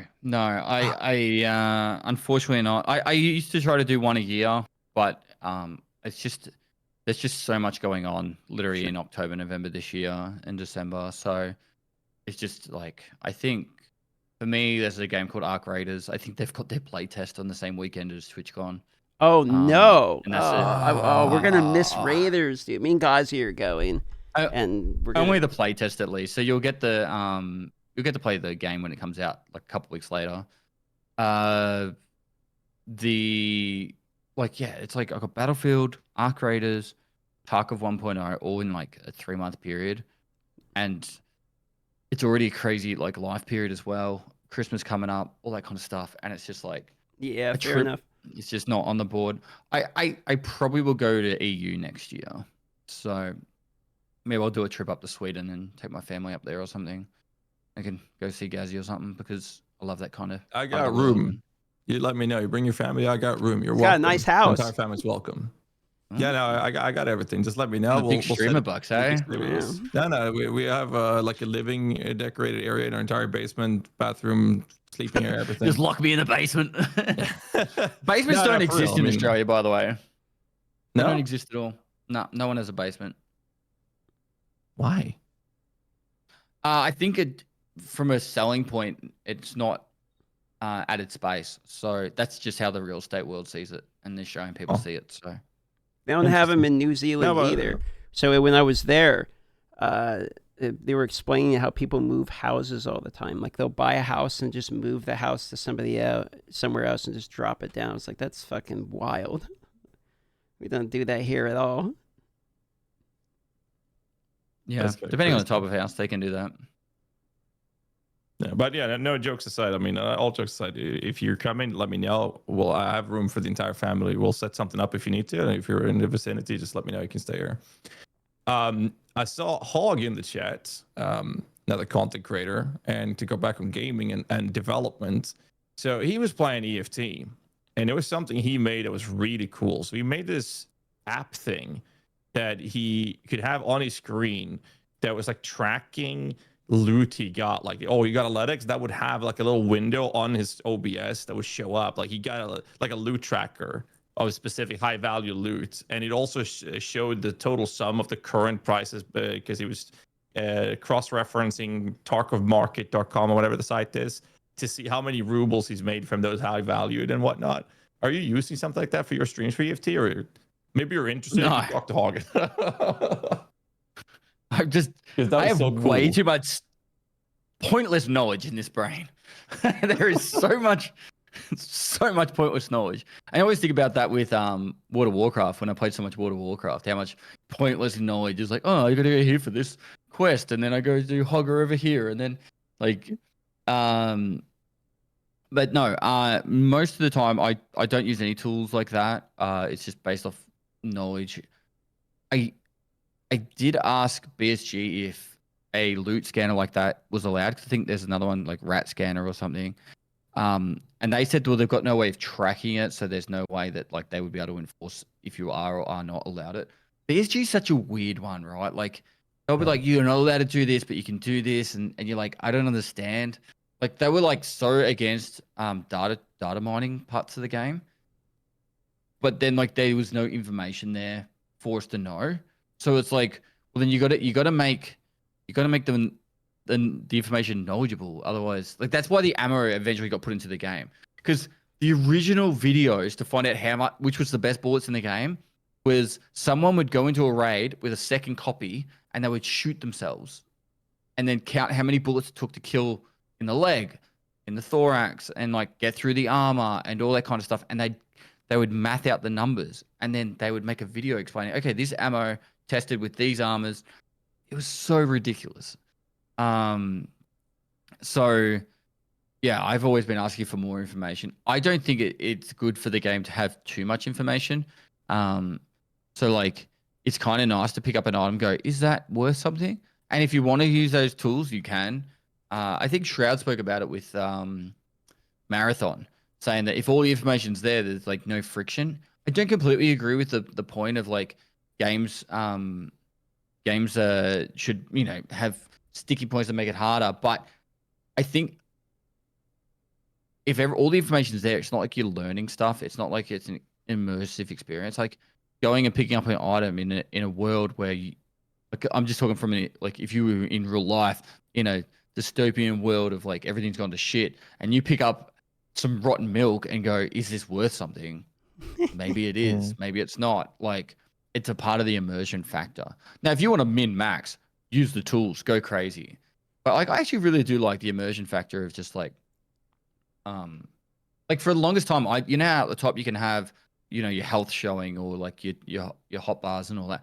I had them all off because I just felt like it made it more immersive for the content and also you know, like for the experience. I 100% agree. We're talking about POE. He's talking about EFT.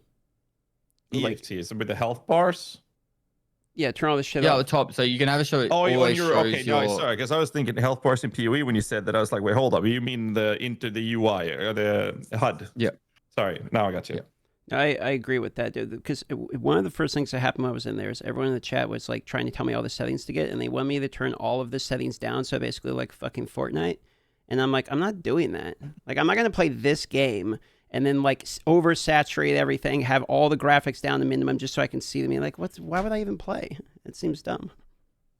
I do that not because of like, I do it pure from a performance factor. Sure. You will win more fights if you have more FPS, and Yeah, you play Streets of Tarkov, and the FPS, like even on my computer, I barely get 100 FPS, and it's so bad. And if you're trying to snipe someone, by the way their scoping works, it's actually literally a picture-in-picture. So the way they've coded it, it's like imagine having one render of the game, and then on top of that, you're putting a second render for the scope. So then you go from like 100 FPS, and you'll lose about 30 FPS by zooming in on a scope. So if it's a magnified scope, and that's why like your FPS tanks so much. So if you're on like 60 FPS and then you ADS with a 4x, you're going to go down to like 40 FPS, maybe even lower. And then you try and track someone's head like that in a first-person shooter. It's just, yeah. You know, fair enough. The fuck, where I lost my track. I lost my thought. Performance Probably wasn't important. Sorry. Yeah, it was performance, I think. Fair enough. So I Arc lost Raiders coming up in October. You're excited for that one, yeah? I'm less excited than the majority of my like colleagues in the industry, I would say. I think the game, this is my personal opinion, I think the PvP in the game's pretty mid, but I think the PvE in the game is exceptional. I played the game for probably about 12 to 20 hours, somewhere in that bracket. And I was like, yeah, I get it. It's fun. But I was like, I can definitely see metas happening very quickly, knowing run to this spot and you just peek out and shoot people as they come out because you can see them. I can see all that kind of happening. But then when I started watching people like Shroud, or there's I know a guy named Spud Hunter, is another Australian. They were like, Spuddy jumped up on top of a drone, like he shot out the drone, jumped up on top of it, and it was trying to get him off, and he's flying through the air while shooting a player and killing a player. It was the coolest shit I'd seen in a long time. And then watching, I think, Sakura and Shroud and some other guys that were like killing the queens and all that kind of stuff. And I'm just thinking like, wow, that is cool. Like an immersive world where you're like, the AI is like the PvE is like really, really smart, but not in like a aimbody way, as in like a intuitive, like natural real world way. That is where it thrived. And my only hope is they don't just go through like, we're going to do wipes and seasons or anything like that. I hope they go through the Helldivers 2 path, where it's like a real world constantly evolving. Certain areas are being overrun and more difficult. Yeah, that'd be There's cool. way more like guys to kill, because then that way I can log in on any day and it could be a different world. Instead of being like, all right, I've played it for like 3 weeks now, I'm going to wait till the next league in 3 months or 4 months or whatever. I want it to be like a constantly evolving world where I could play it any day of the week and it could be completely different. Or it could be the same. It doesn't have to be daily. Like they could do it changes every week or two. That's that reminds me. I had a discussion with Shroud about procedurally generated areas in loot and shooter games. So I gave the example of EFT because I know we both played it, and the only place I know by heart nowadays is the resort in Shoreline. That's where I spent most of my hours many years ago, and I know how the debris and how the covers look.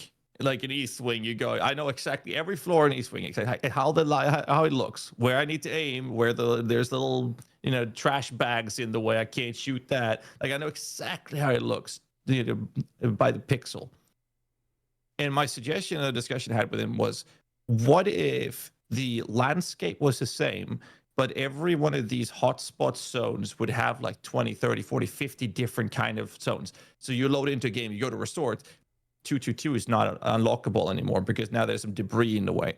And there's like a shooting cover in the middle of the hallway and on the second floor.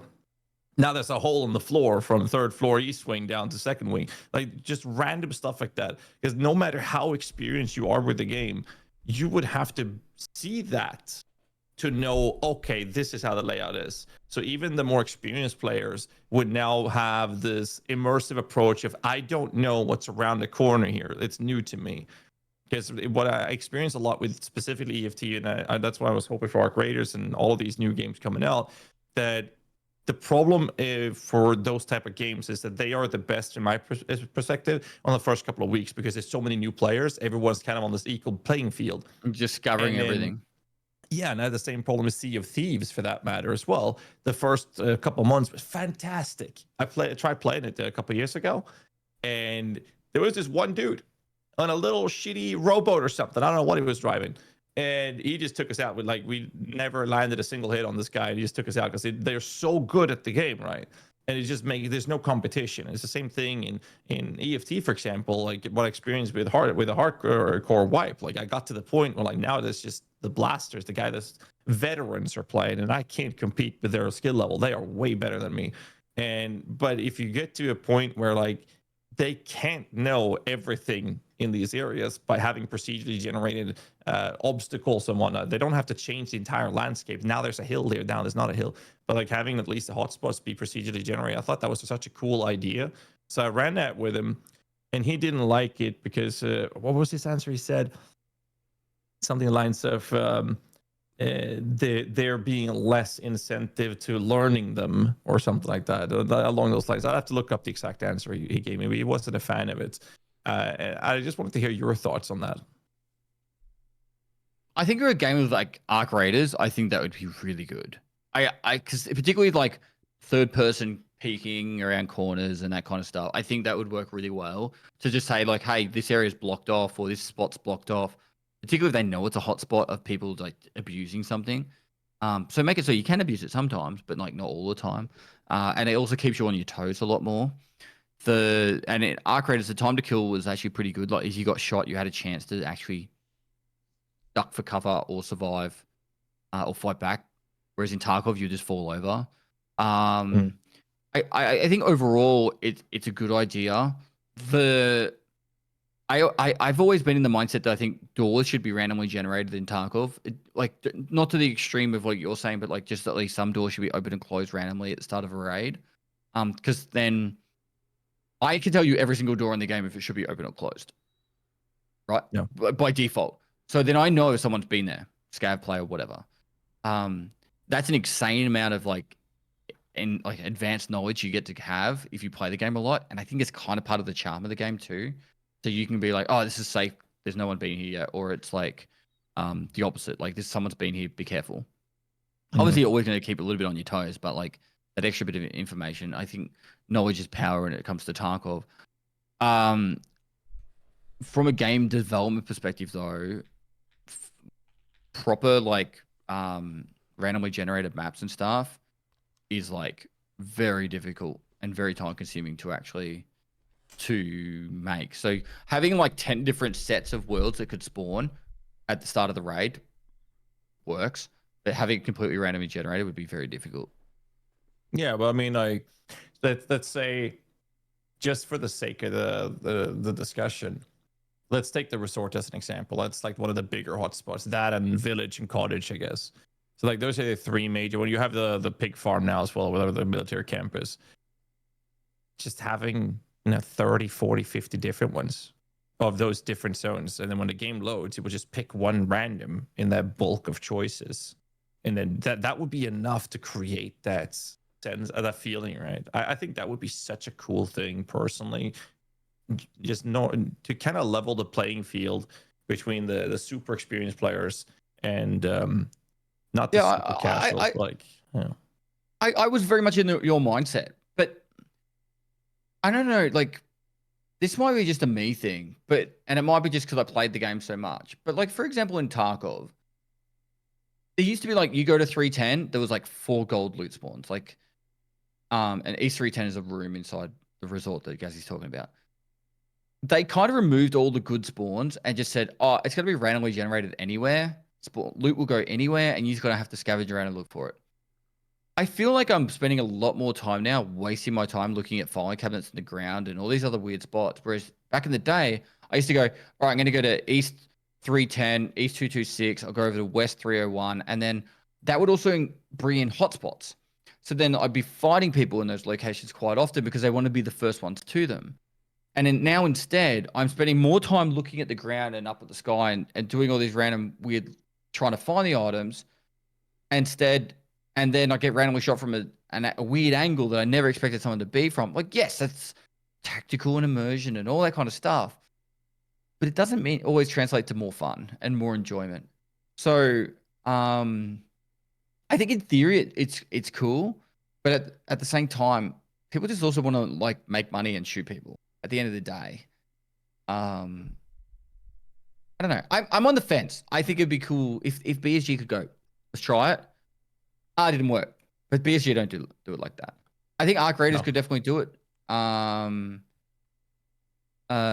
think other games should definitely take it in consideration when building their worlds. But like in defense of BSG, their map design team is probably, if not the best, I would say probably the best map, like world immersion team ever. You go to Streets of Tarkov, and I think I spoke to Darth about this a while ago. Like there is certain areas in that map that is just like really cool. Like there is a desk in a room that is literally a 1-to-1 replica of the actual BSG studio. His desk. The map developer was like, I'm putting my desk into that, and he had his coffee mug, everything exactly the same. He posted it like a year after Streets came out, and showed it. And then there's like in the school, there's a PE teacher's office, and it's got on the other side of the wall is like the girls' change room and a mirror, and there's a little peephole.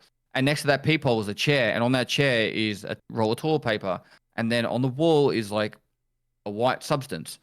Like there's like all these little hidden things that unless you're like randomly going through the map, looking for these like things of like, oh, what's inside this room? Oh my god, that is cool.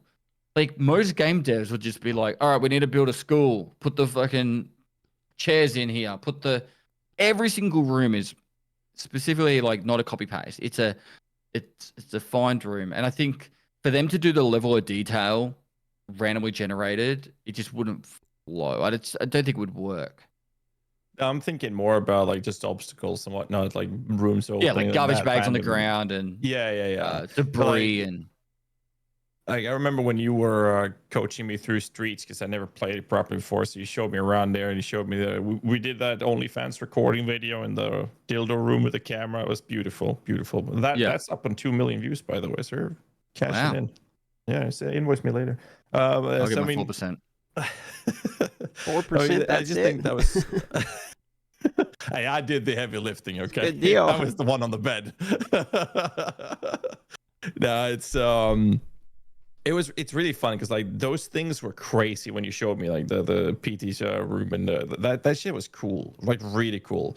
It adds to like more of a humor fun factor to a very dark and unforgiving setting that the game is in. I like that idea. But like, when I'm talking about procedural generated stuff, it doesn't have to be procedural, but I just want some randomness in it to level the playing field a little bit. Because like I did a factory when I was trying to get headshots with a sniper or whatever I did.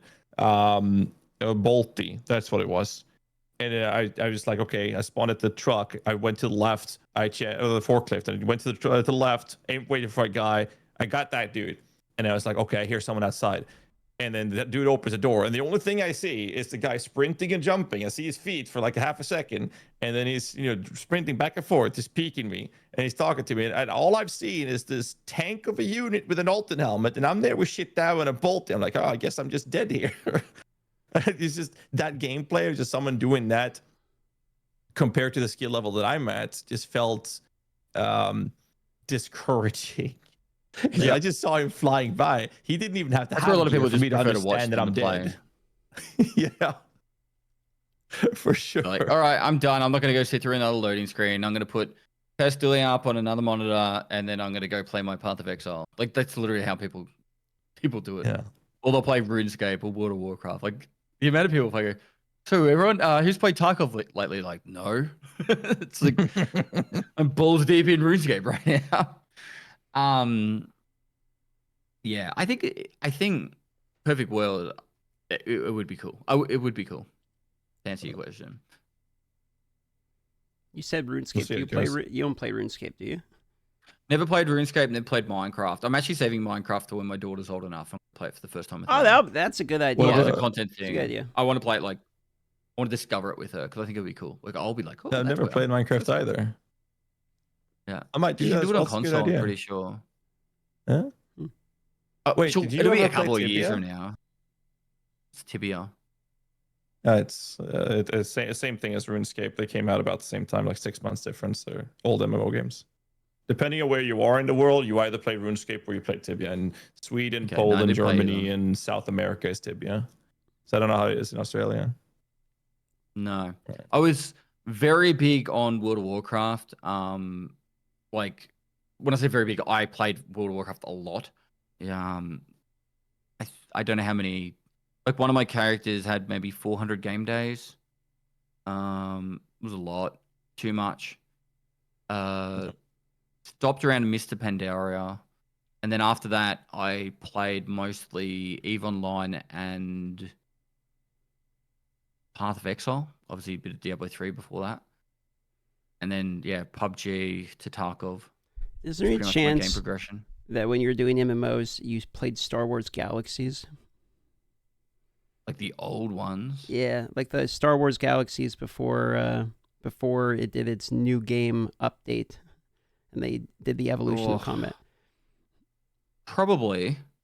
Is that the one where you actually like had a lightsaber and you'd actually be able to deflect like lasers coming at you? You're thinking of Jedi Academy most. I mean, you could be a Jedi in this game, but like it was extremely rare. I was just wondering because Star Wars Galaxies, in my opinion, is my like actual favorite MMO of all time. And every now and then you hear a guy who plays like classic WoW and stuff, and they're kind of around like the same area. Like WoW kind of killed off a lot of these other MMOs because of how big it was. And basically, Star Wars Galaxies tried to become a dog shit version of WoW at some point, like most of the other MMOs did. You know, they all kind of ripped off WoW.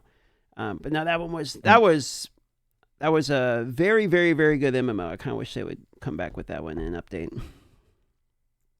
No, I didn't play that one. The only space game that I played before EVE Online was, do you guys remember a game called Freelancer? Yeah. It was kind of like single player,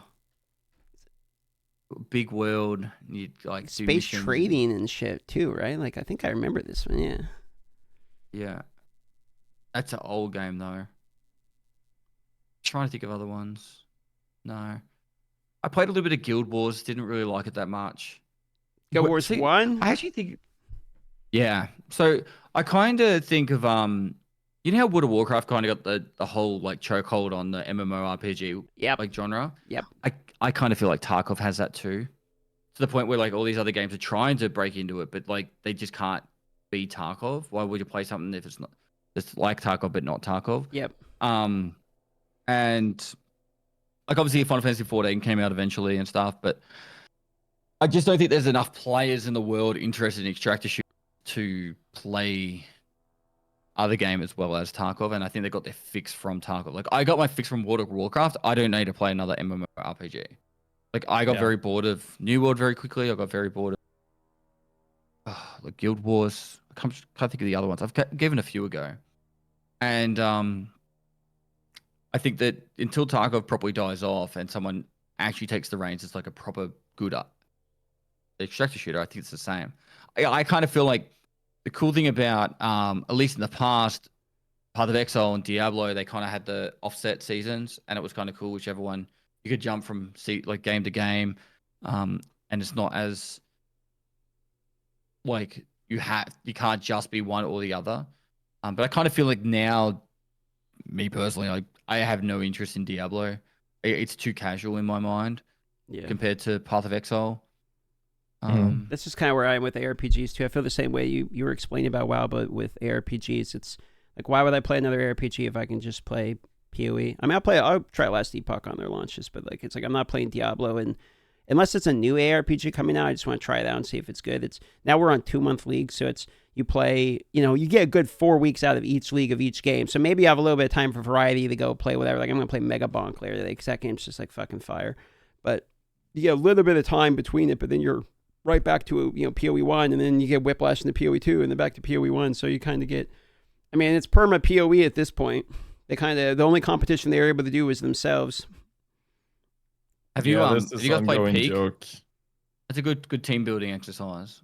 I have to do a playthrough because it was one of my subathon sub goals was to do a playthrough of that. So I have to do a playthrough of Peak sometime. So every single day it's a randomly generated world. So it's not the same as the day before. So at the same time every day they generate a new world. Yep. So every day it's different.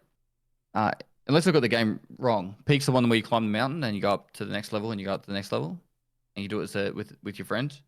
So yeah, definitely recommend. You guys together should do that. It will be hilarious. It's actually quite funny. I'm down. Wait, how many people can you? Days are really hard. Is it only 2, or how many people 4, can you have? 4. I could do a Sometimes whole more isn't better. Sometimes I have an idea. There's a weak link that slows you down. So the Clutch Core event, we can't have Pestily because you're way too far away from us. I'm sorry. But we have Mirax and you, DM. Maybe we should have some team bonding in Peak before we practice Clutch Core. Okay, so let's talk about this Clutch Core thing. So I was really hyped for this event, and then I get his name wrong every time. Angorgamus. I was watching him do it with his mates in like 3 hours. What? And yeah. He did in like 3 hours and 20 minutes, bro. And then, like, I'm like, I want to do it just still for fun, and I want to just learn from the guys I'm going to be playing with. But like, they used giving away tactics here, which they showed it anyway. But they had their caster. Like there's one going to be a ranger, one's going to be a warrior, and one could be a caster. All they did was parry the whole time, because it's like you parry someone, they take 50% more damage. And I'm like, I can only play Witch. Like there is nothing else I can play. And by the way, he's exceptionally brilliant at this game. Like, there's no shade on him. Fucking A. Like, I've watched every one of the speed runs that they had the competitions for. I had him up on another monitor while I was playing Tarkov. They're like, hey, Jay, he's still pretty good at the moment. So there's no shade on him. I love it. But it's like, it's a bit disheartening when it's like, I actually thought like the strategy would have been something more along the lines that everyone just does DPS. And they literally had one guy, the caster, just have a shield and was parrying for the extra 50% damage to the target. And I just kind of felt like, well, I'm going to still do it my way. You know, I'll probably use minions or something like that. I thought the idea would be you go minions, you get a scepter. Everyone could quickly check the trader to see if there's plus minion skills. So, you know, you could probably get +2, maybe even a +3 minions quite easily whilst playing through. And then the scepter would increase the damage of your teammates too. So I thought that would be a cool concept. But hey, you never know. He might wipe out with his mates. They might die, and then, you know, GG's. Yeah, I mean, it's just you just got to play it for fun, because no matter what, like the whole chat's just gonna be, you know, because it's gonna be over by the time you're in like Act 2. It's like, you know, you're gonna be like playing the game, and then it's over, like someone already won.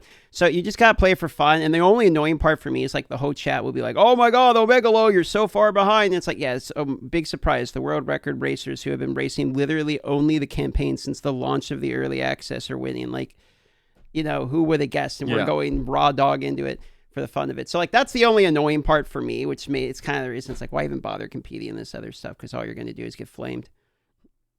I actually think it'd be interesting in the rules somewhere that they make it because I think they're doubling the health of the bosses and the rares. I don't know if he's been training like that, but even making it that like the bosses have like 200% damage. So like if you don't dodge their one-shot ability, you die. Because then that's going to put a lot more emphasis on you have to actually dodge all their mechanics. So if someone doesn't dodge it, they die, and then now you've got to like 2-man the boss or 1-man the boss. If like, I actually think going that little bit extra might be just like, because these guys speed running, they're like, I was watching them, right? They were like so close to dying so many times throughout the whole, like what they were doing. I think that might be the difference, to just slow people down. And sometimes slow is not always better, but you know, it puts more emphasis on you actually do it properly. Otherwise, you make a mistake, you die. So surely the casters are just only going to build tank everything, and every single node goes to ES and strength for life, right? And then you're going to have one guy that is just the reser, just in case, if it goes that way. I don't know. I don't know. Can you res mid boss fight? Oh, good question, actually. How long does it take to res someone? Yeah, you can. Probably like 5 seconds. Well, like 5 hours. It's pretty fucking long. It's pretty long. I think it's like 10 seconds or something. Yeah, it's like it feels like a Morgana queue. It feels like forever. Like it definitely takes forever. I don't know how long it is. Morgana queue, League of Legends reference. Tons longer. I do remember our GeoNor fights when I try to. But I completely agree. Going back to the point, I completely agree. I'm gonna do it for fun. I'm playing with 2 people I've never played with before, and I think it'll be really good for me just to learn different aspects of the game, because I'll be talking about this and this, and you always pick up new things. And I like, one of the things I like in life is like learning new things. So, yeah, I think it'd be cool. I think it's gonna be a fun event. It's gonna be probably more fun to watch than to play, because I'll be just like stressed out of my mind and I'm going to let these other people down. But yeah, fair enough. Should you want to wrap it, guys? We've been going 2 hours. How long do you want to go? I'm sure we should probably get you out of podcast jail at some point here. Yeah, it doesn't matter to me. It's up to you, Pestily. You want to yap a bit longer, or you feel done? You got questions? You can ask me whatever you want. You can rapid fire. I'm here as long as you need. All right. Well, I'll tell you what, something I did want to hear about that we didn't really get talking about. We talked about Tarkov. I wanted to hear the story about you being the world champion 3x. So the very first proper major tournament put together was ran by he who shall not be named, that wears a red armor and glasses. He put a tournament together. I won that one.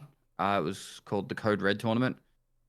and that was invite only. There was about a dozen people, and I just did one simple strategy that seemed to work really well. Then the next major tournament thing that I went to, so that was the very first like competitive thing anyone had really tried to put together for Tarkov. The second one was Twitch Rivals. They put on the very first Twitch Rivals. I was living in Europe at the time, in the Netherlands. We won that one.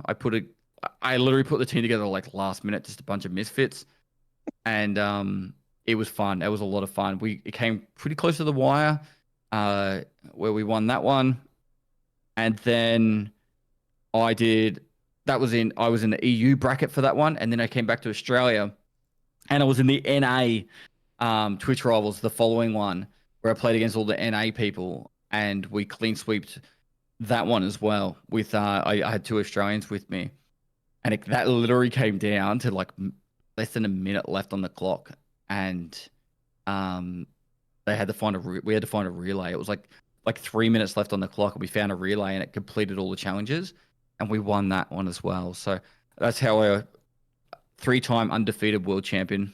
You know, obviously they're not world events, but like I kind of call it as like world champion. It's fun. And then yeah, I've actually like had a very good track record of doing competitive stuff and winning, which I don't know if it's luck or just I have the way I actually used to be very competitive back in Half-Life days. I was probably top 10 in Australia. I was definitely top 10, but somewhere in the top 10 in Australia for Half-Life. And I used to be very competitive. And then as I got older, I used to see the nasty side of me come out with competitive gaming. So now I don't really play competitively anything at all. I barely even do ranked anymore because I get very frustrated, not at other people, but mostly myself, and the anger comes out and it flows. So what I do is I try to avoid competitive stuff, but when I do those competitions, I lock in, and I like first 48 hours this league, I was locked in. Like I was like, I want to see if I can get top 10. I was never aiming for top 1. Like I was like, if I can get top 10, I'd be proud of my efforts. Like I've been learning this game over the last few seasons, and so yeah, I locked in for that. Yeah. Which is impressive for a very popular league too. Like it's a popular league, so you know, it's a good league to hit. Yeah, but everyone kept making all these excuses, like, oh, all the best players are playing trade, all the best players are playing softcore, and I'm just like, well, the ways I play against, you know. Yeah, it's funny that you mentioned the whole competitive stuff. Like before I started with the whole stream, I played for a team in Dota 2. We played in the A series. We were in the top 10 teams in the A series. It's like an amateur league, basically before the pro scene. But I got paid to play, so I guess it's professional. And I always played Dota all the time.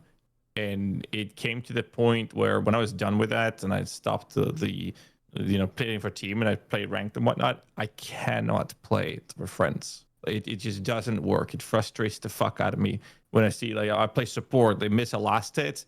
I just wasted, I just wasted one of my region items to secure you getting that last hit, and you missed it. That pisses me off so much. So I can't play it with friends. It just doesn't work anymore. So I know exactly what you're saying. So like Age of Empires 2, I love playing that off stream. That's probably the number 1 game I play off stream. I probably sit on average around the 1200 to 1300 elo, which is like top 1000 for 1v1. I talked to Hera, who's the best in the world by far, if not of all time.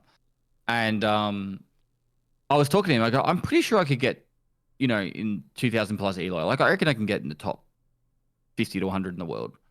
But if I do, then I can't play for fun anymore. And I play a lot of the time with like I don't know if you guys know him, but Wellen, a big Rust YouTuber, Kira, like a lot of the Rust guys really. I play with these guys and they're like we just play for fun. Like we don't play Age of Empires for 3 or 4 months and then everyone's like, hey, time to log in, but they say 14 because that's like start the game already in Age of Empires 2. And so then we play a game together and like we'll have a bit of fun. And if I was to like lock in and try and grind to that elo of like the top 100 in the world, which I honestly think I could do because like I get obsessive with like learning stuff like that. I think it would ruin the fun for me. And I play video games for enjoyment now. Like even when I'm streaming Escape from Tarkov, if I'm not playing it, I just stop playing. And people are like, how do you play this game? Like you clearly don't enjoy it. I'm like, I'm playing it because I do enjoy it. And if I don't enjoy it, I don't play. I'm very good with that now. I'm much better than when I first was like streaming for the first 5 years. Dude, Age of Empires 2 is one of the best games ever made. I watch T90 all the time. Yep. Never a big fan of it, but it is a good game. Great game. When the big world competitions happen for Age of Empires, like watch Hera. He's insane. They do this one that's actually really cool. I can't remember what it's called, but it's either Viper or T90 hosts it, and they all get.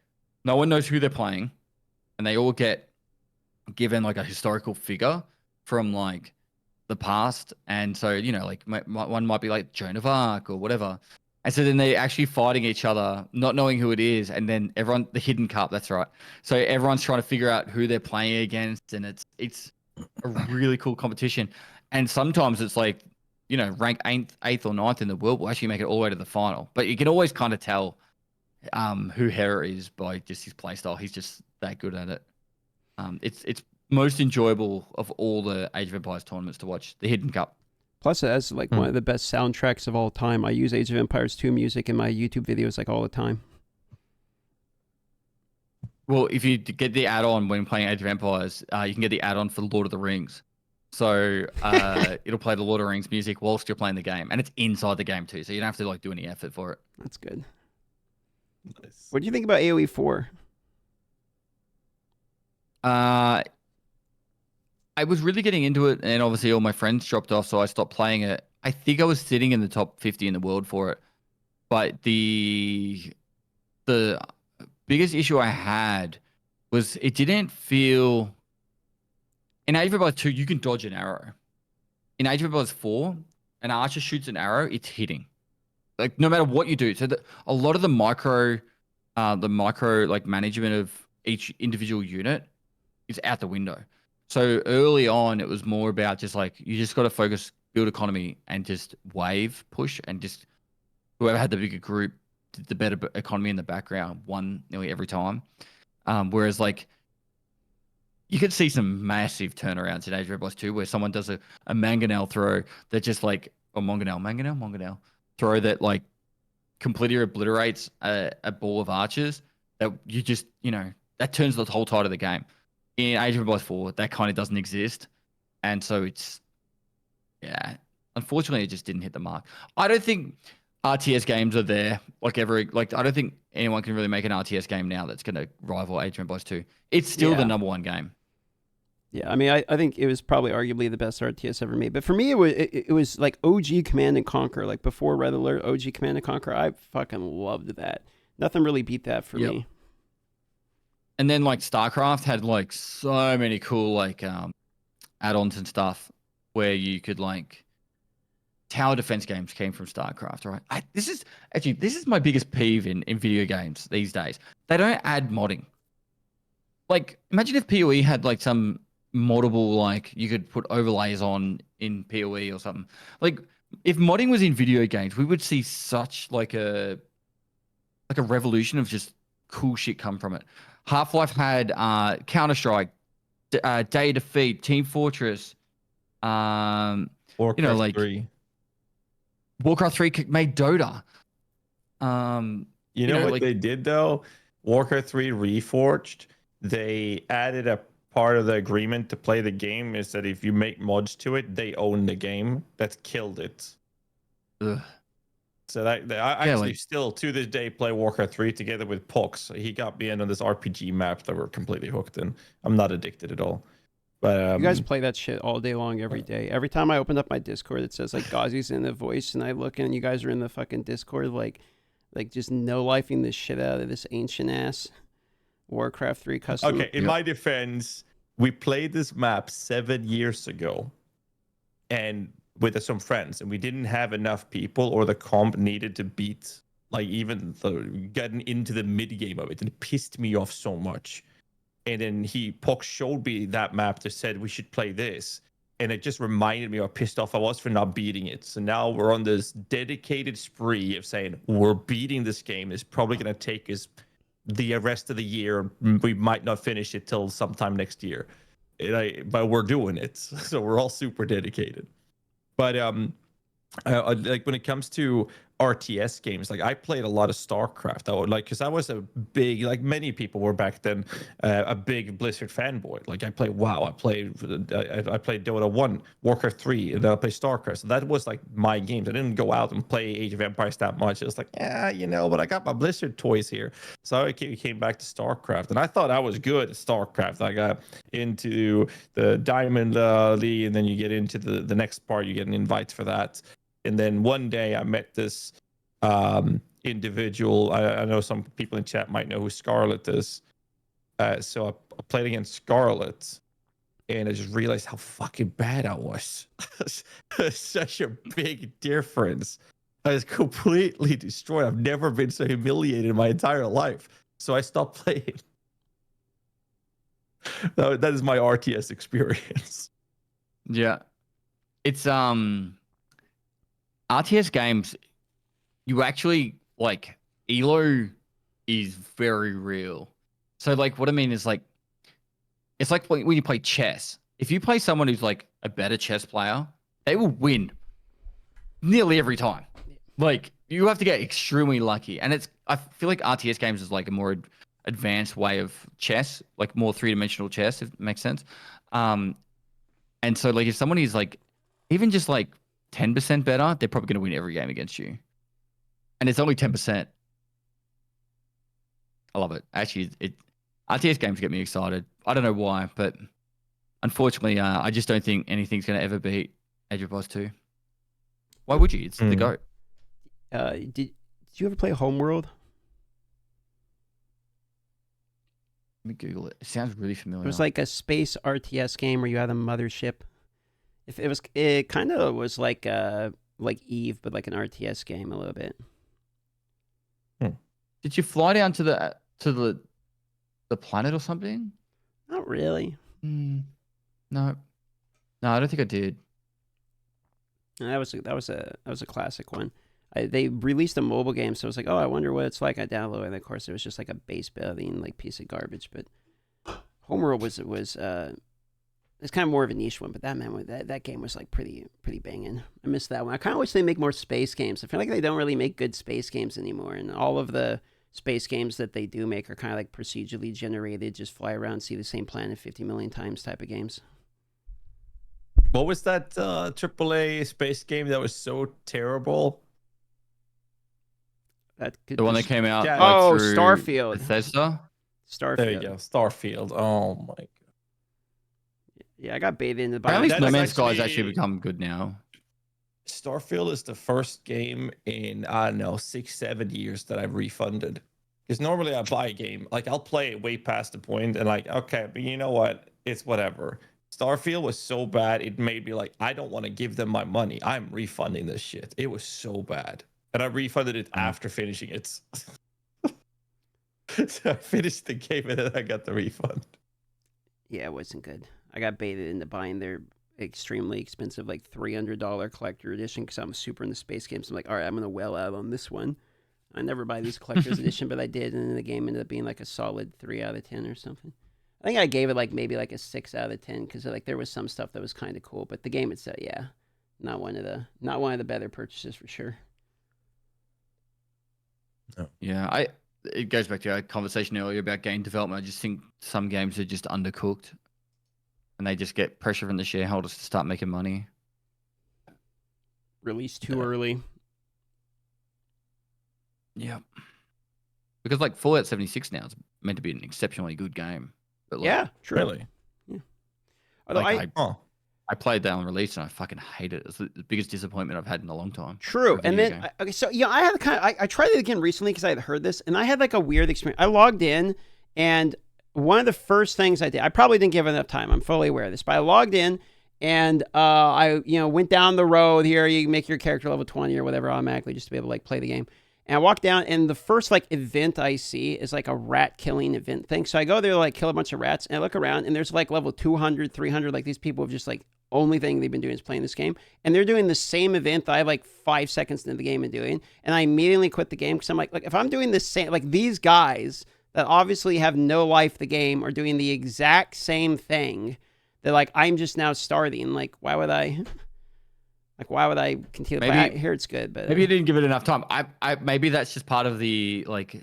There's like a cycle of events that are like happening, and then that's the next thing to do in the game, and you can get to experience it at the start or the end, depending on where you're at.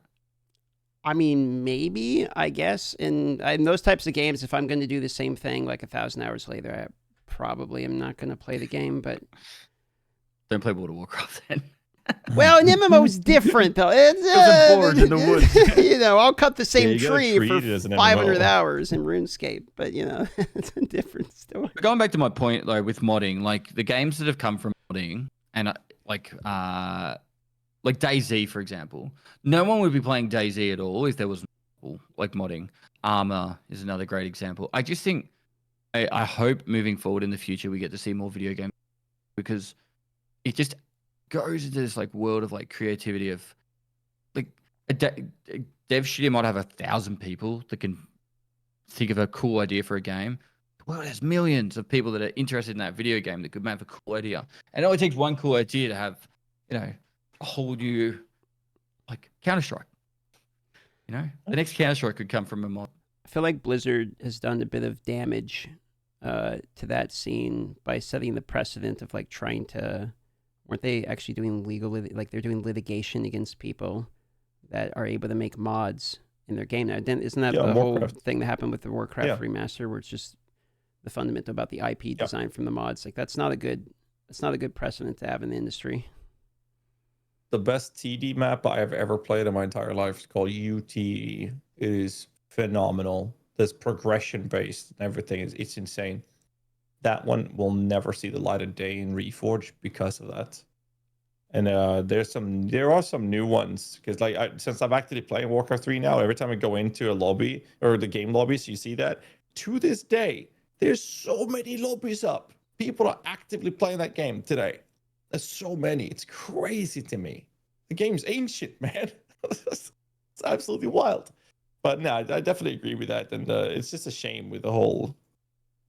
Like I understand their take on it as well. They don't want to see, you know, $1 billion idea like made from their stuff, and they don't get a piece of the cake kind of approach. But at the same time, it sucks. If you're selling copies, you're selling copies. Yeah, it keeps the community alive. Yeah, I guarantee there's still people every day right now buying DayZ. If it was up to the main devs to do it, there's no way they'd sell as many copies. And you're not getting a piece of the pie of all the mods for DayZ, but yeah. You know, I've never played DayZ. It's fun. It's fun. It's a lot of running around. Yeah. If you're into RP, it's really good. Mm. I'm not the best at RP, so I avoid it. The concept of these companies like trying to, I guess they're not just starting to, they actually are trying to copyright effectively whole ideas of a genre is just, that seems like that's going to be the in-game death of like actually creatively gaming. Some company gets like bullshit copyrights about like entire concepts that are just fundamental concepts of a game because some people don't understand gaming, so they just gets fucking passed, and now this bullshit company is just going to sit in on an idea. We already have companies like buying other smaller companies just to kill games, so that way they don't have them in competition. So now it's like you could buy a game that owns a copyright because they got a copyright on something, exactly. Or, you know, not just Nintendo does this. Well, I think Hi-Rez, isn't that an example of this? Where they buy Power World, sure, but they buy a game that owns the copyright something just to kill the copyright too, like from another company. And so that's just kind of, that's what I'm worried about in the next like 10 to 20 years, basically, when it comes to gaming. No. I don't know how Nintendo got the patent through. It's just wild to me. A lot of legal stuff, particularly in the copyright world, comes down to who has the more money. Oh, yeah. It's just the world we live in, right? Yeah. Pay to win. Life is pay to win. Sorry, chat, but it's so is. That's Unlucky. a damn shame. Life is pay the win, indeed. All right, you Had got a any more for me? discussion Any more questions? I'm pretty strapped out of questions, comments, topics. How about you, Pestily? You got any last questions you want to throw our direction? Turn the bus around here for a moment before we wrap it up. If you had to pick to only play one game for the rest of your life out of Path of Exile 1 and 2, but if you pick Path of Exile 1, it's in its current state with no future development, okay, or Path of Exile 2 where it's going somewhere. Actually, that's probably not fair. Do you okay? Do you guys honestly believe Path of Exile 2 is going to become better than Path of Exile? Yeah, I think it can. Yeah, I think it can. I don't know if it will, because I think it really depends upon some fundamental decisions that are made. I think PoE is currently the best game of ARPGs in the genre. Like, I think if Foe clears all, I think it's better than Diablo 2. I think as it sits, it's the best ARPG, period, by a large margin. I think that give PoE 2 10 years, if they make all the correct decisions, yeah, I think PoE 2 can become like literally the greatest ARPG of all time. So on a personal opinion-based perspective, I agree with everything Darth just said. However, when we look at success, PoE 2 is already wildly more successful in every measurable analytic you can pull out of your ass. PoE 2 already beat PoE 1 on every one of them. So, like, by that measure, PoE 2 is already beaten PoE 1. But in my personal opinion, I agree with what everything Darth said. I mean, Just give PoE some time and it will beat it. I get what you're saying, but like we could pretty much assume that Diablo 4 beat PoE 2 in every measurable thing, and like there's no way in hell you're going to get me to say that it's a better game. So, it's hard for 100%. Me to, from a business perspective, yes. From a game perspective, no. Yeah. But then again, from a gamer perspective, then we have to define gamers. Because Diablo 4 is widely more successful on these analytics and these stats simply because of player bases. And aren't casual gamers then? Right? Because in that perspective, like we have to then define gamers.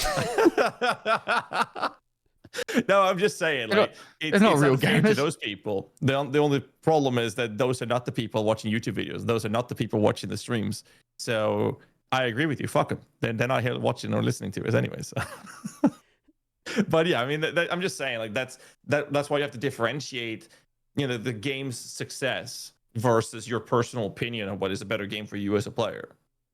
Because I think a lot of people that are the absolute most casual players, I'm pretty sure would prefer. I mean, I've said this before. I've said it on this podcast before as well.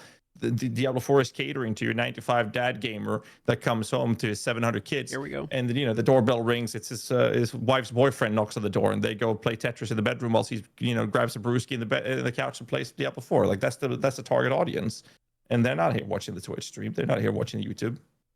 Yeah, but those players still need a guide for minions.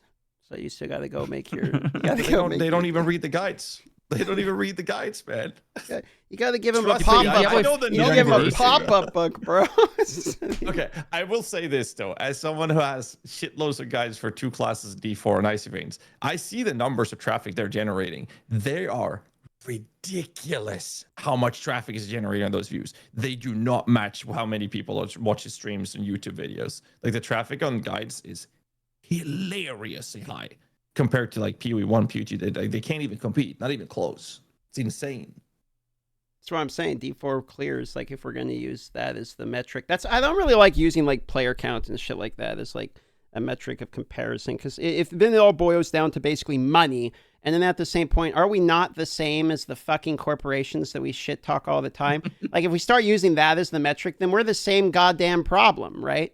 So it's like, okay, well then Monopoly Go, Foe clears literally the entire gaming genre of all time. And it's like, well, I would argue then Fortnite's probably the best game of all time, because Fortnite's probably made trillions at this point. Probably. Good question. I would say though that I honestly enjoy PoE 2 more than PoE 1. Now, I don't have the tens of thousands of hours of PoE 1 that you guys have. And this is where I think it's a really interesting conversation. I reckon if you got like 100 people that have never played PoE 1 or minimal hours of PoE 1, and then you got them to say, "Hey, play PoE 1, play PoE 2." I think the majority of them would say PoE 2 is a better game. Yes, I think so. I think the majority of them would. Yeah. From a visual for sure. perspective, from an enjoyable, from progression, from everything. And I know the diehard PoE 1 fans are like wanting to punch me right now, but at the same time, it's like you're living in the past. I actually think PoE 2 is the future, and I think it's going to be the best game of all time.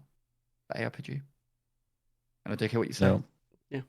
My opinion is the only one that matters. That's what my mum told me.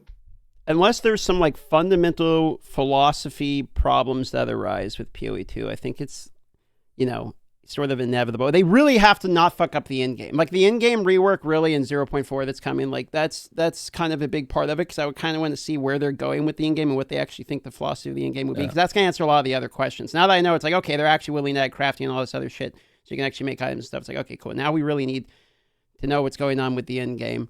And I guess that's 0.4. I mean, I know we always clown on the vision, right? But something that's really important with the actual idea of the vision is like in PoE 1, we have a painted canvas. We have an image. We know it's there, and they're making changes to it, and it's great. In PoE 2, we started off in the early access with a blank canvas, and there were like a couple of brush strokes in it. We have no idea where they were going. And as every league is coming out, we start to see what is actually going to be the finished product. Like I think that point 3 was... point 2 and point 3, those patches, we start to see a couple of Bob Ross painted happy trees, but we don't know what the background is. Is it going to be water there? Is it going to be a mountain? We have no idea. And I think point 4 is going to give us that bigger idea of what's going to be in the background on this image. And I think that's, like you said, it's going to really give us an idea of where we're actually heading, because right now I feel like we're in the dark of where we're going. Like the vision is a good I'm way very to put excited it. to see what the end game's going to be like when they to the next patch. I have, in my opinion, they've done nothing but kick goals for the large picture of it. Like obviously, point 2 had a lot of issues, but like there's always good steps in the right direction. I really hope point 4 is going to be a massive overhaul of the end game that we all like, and then it just gets me super excited. One more question, and it's only really to Darth, but like, I know Jonathan gets a lot of hate, but I actually really like him. Yeah. I actually see how in his mind, I could see how he's thinking about stuff, and a lot of people don't get him.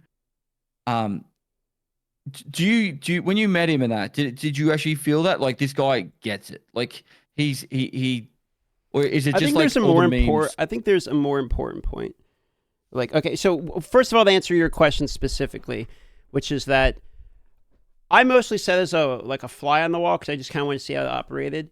And I watched the way he interacted with people, and people would come in and explain their philosophy, and he would listen, and then he would say, I don't like that because, and then he would have a reason where he can actually explain it, okay?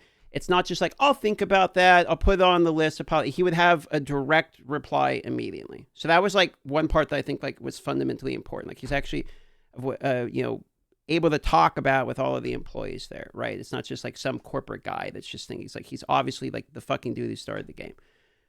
The other part was I did 5 interviews there, but also I talked to a lot of people from I went and talked to Q&A. I talked to, a huge chunk. I would talk to visual effects and animators, and I talked to every department except the coders, because that was the only part I didn't get to in the time I was there.